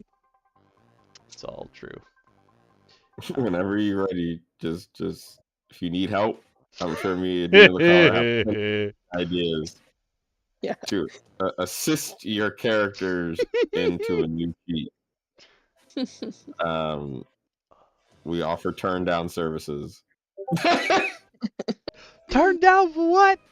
I'm gonna find the. So I had said at the beginning, there is gonna be a poll, so I'm gonna throw up the 2 polls in Twitch chat where most of you are. If you're on YouTube, I will post what the options are for the poll, and you can leave a comment there. Later on in the VOD, you can leave a comment. You can come onto the Discord. The links are fixed. I found out during my thank you stream for last month. Yeah, it's March now. My thank you stream for last month that our Discord link stopped working because the channel it linked to no longer exists. Oh, So I fixed that. But we will have a poll this week. And then next week, there's no poll because the stream on the 17th is our 1-year anniversary. And we have some special stuff planned for y'all. I got to work on some stuff in the background, but think of it as thank you. a thank you and a little bit of a clip show, as Awaz pointed out. Yeah, kind of. We're going to harken back to some stuff we've done before, and we may even get some more of the DMs to join us. It's true. There are other DMs at the round table. Mm-hmm. I promise.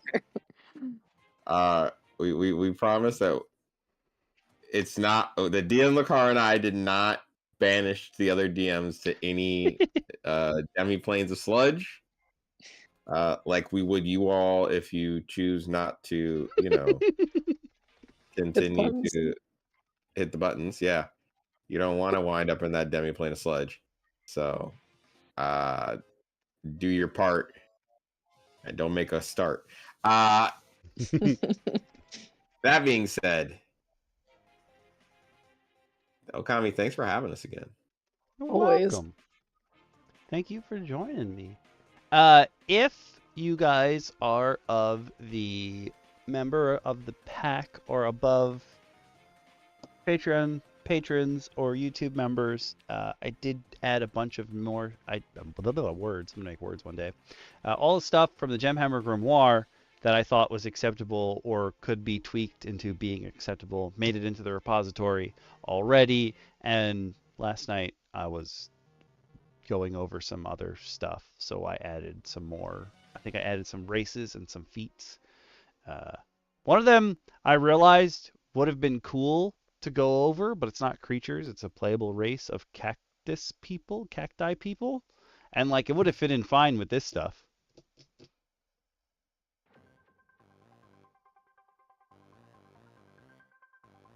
Cactus people, you say?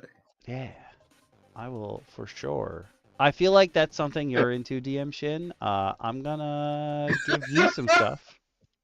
If you guys would like to hear about Cactari next time we do races, please let us know. Yeah. Oh. I love this. I love Right. everything about this. This is what we show up for. This.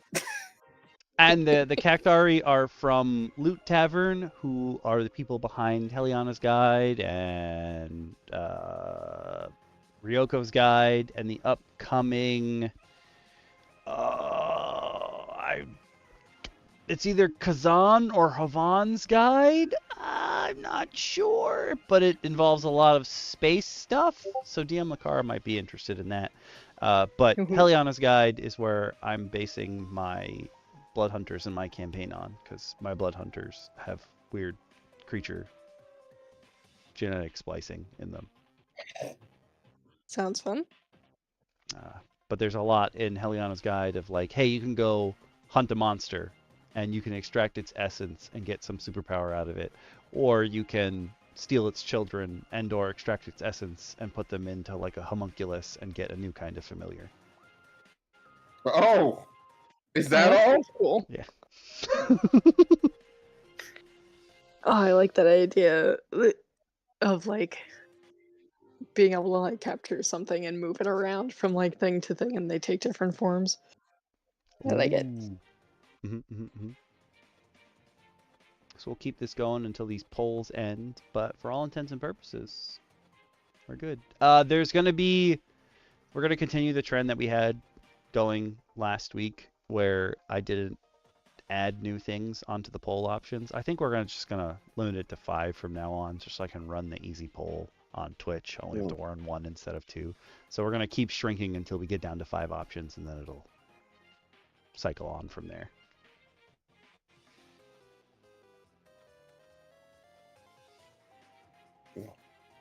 I look forward to whatever we're going to be cooking with next week. That'll be live in a couple of minutes. You'll be able to You're pull so it up. fast.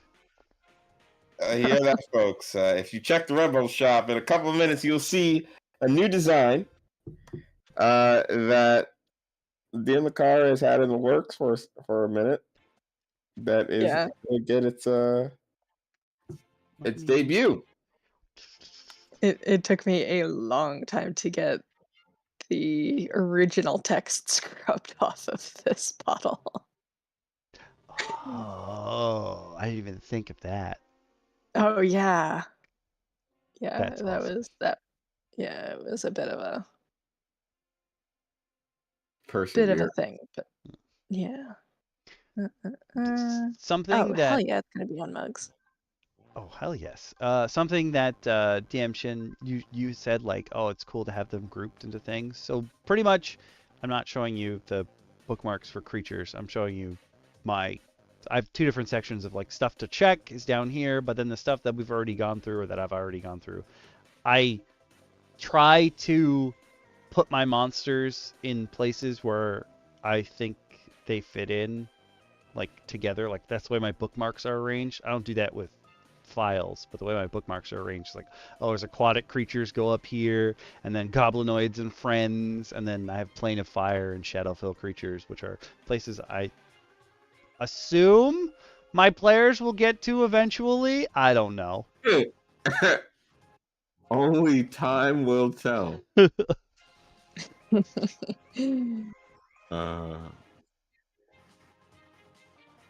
Though left up to them, they're not going to make it.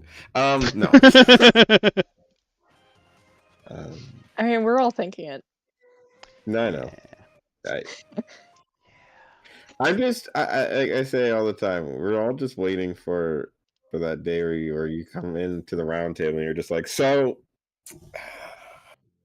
they're all dead. Yep. I was gonna sit back. I think the other card I will both just sit back at the same time, hit the same exact button. It just chair reclines. We just sit back. Go on. We're ready for this. Tell us, how did it happen? Yeah. How did I want to do it? So, how do you want to do this? Oh, and I look forward to hearing the hopeful growth that they'll find when they learn they have to start from a smarter point. Oh dear. I also All think right. that I'm thinking, so if all goes according to plan, the anniversary stream will be the first time that we're going to give back to the community, like stuff that we've made, so we can share with that. And I was like, I think that means we gotta kick it up a notch in year 2. Maybe we will finally start doing our actual plays, or little one shots or something. Something's got to happen. It's not just gonna stop kicking it up a notch at the anniversary. Well, maybe, you know what? Maybe if we cook up one shots or things of that nature, we can run it through as like a promotional video for people on the Patreon that's, you know, It's true. that want to check it out. It's like special episodes. Additional, you know, extra chairs at the round table. You get to see some cool stuff. Yeah. I'm going to open up the red bubble before we call it quits. That was a lot of extra S's for no reason. Sorry. You're really excited. I respect I it. see 25 designs. Show it to me. The number updated. Come on. Come on. Come on. Come on. Come on. Come on. Come on. Oh, you jerk. Show me. Show me. Boo. It's half loaded in. It's here. It's going to show up. Come on. Come on. Am I one of those people that sits there and refreshes the page? Yes. Yes, I am. I'm actually wearing my Victorian Orphan Magic shirt right now. Yes. Listen, Victorian Orphan Magic is still probably. Ooh, that reminds me. On my it's not for the gravestone. stream, but I have something to ask you guys, or Hmm? yeah, it is related to the Red Bull shop. Since we have figured out you can kind of sort of game the system. Don't say that on the stream. What's wrong with you? And like live recording. Coming from the record. Strucken. It's okay. It will be there eventually. Yeah. Mhm. That's weird. It usually shows up like immediately. It's weird that it says there's 25 designs, but it won't display the 25th.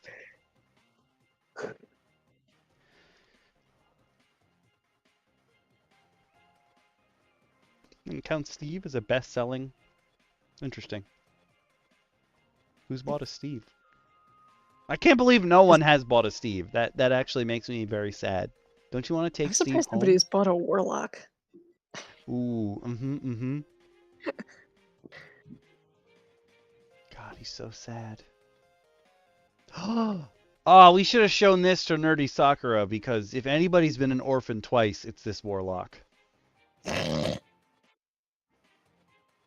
Yep. That's true. Alright, I'm waiting for the poll down. Look at all that trauma and drama. So much trauma and drama. We could have all worn our druid shirts for today's episode of DM Roundtable. Oh my god, it keeps talking. Oh god, every time it talks, another spore cloud comes out. And then you have like a seizure. You're like, yeah, it's the one that like messes with your muscles. Please stop talking. Please. I beg you. Well, would that also fall if you're dealing with the Harbinger, accidental necromancer? Yes. You're like, oh, you just don't die. Oh, I guess I gotta keep you around. What can I do with this? Come on. Oh. Come on. Damn. All right. Eventually, the new one will be up. I'll stop hitting. Yeah. Oh, the poll ended. Yay. Nobody put in anything for these. So please put in your community votes whenever you can. Know that the polls run for 24 hours right after the stream ends. And like before I said, on the YouTube VOD, you can obviously leave a comment there.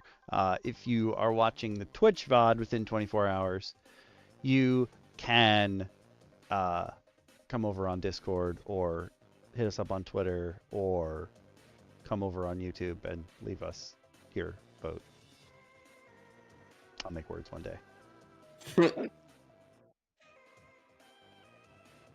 Yeah, I think we're out for tonight. We hope everybody enjoyed. You players of all classes, please enjoy whatever games you are currently running or playing. And if, as always, if you have any suggestions for stuff you want us to check out, just leave it, send it, show it, give us the things, all the things. And don't forget to check out all these other great creators whose stuff we've talked about tonight, like Ariadne's Codex of Strings and Critical Hit Plus. I know Ariadne. I know Ariadne's Codex of Strings is still running. I don't actually know if Critical Hit Plus is still running, because a lot of the stuff we look through, it's people who really liked D&D, and they made stuff for like 6 months, and then they were like, "Oh, I guess I'm done," which is sad, because we're still here. It's been a year. Yeah. Yep. Oh, Critical Hit Plus has been suspended on Reddit, so they might not be on Patreon still. I don't know. Never mind. Don't do it. Don't go there. All right, we will see you, players of all classes, next week. But do be aware, I mentioned it before, I'm going to be starting my next Let's Play, which will be a dual stream on both Twitch and YouTube tomorrow night at 8. If you're on Twitch, you saw I already added it to the schedule. But I'm going to be playing through Horizon Forbidden West starting tomorrow. Come and join me for Oops All Lesbians too. such an interesting promo. And once again, we'll find you guys here next week. Same time, same channel, with more flavor that you can continue to add to your daily routine and your regular balanced meals. Till then, though, another happy episode. Bye, everybody. Gonna kill Twitch first. Kill it.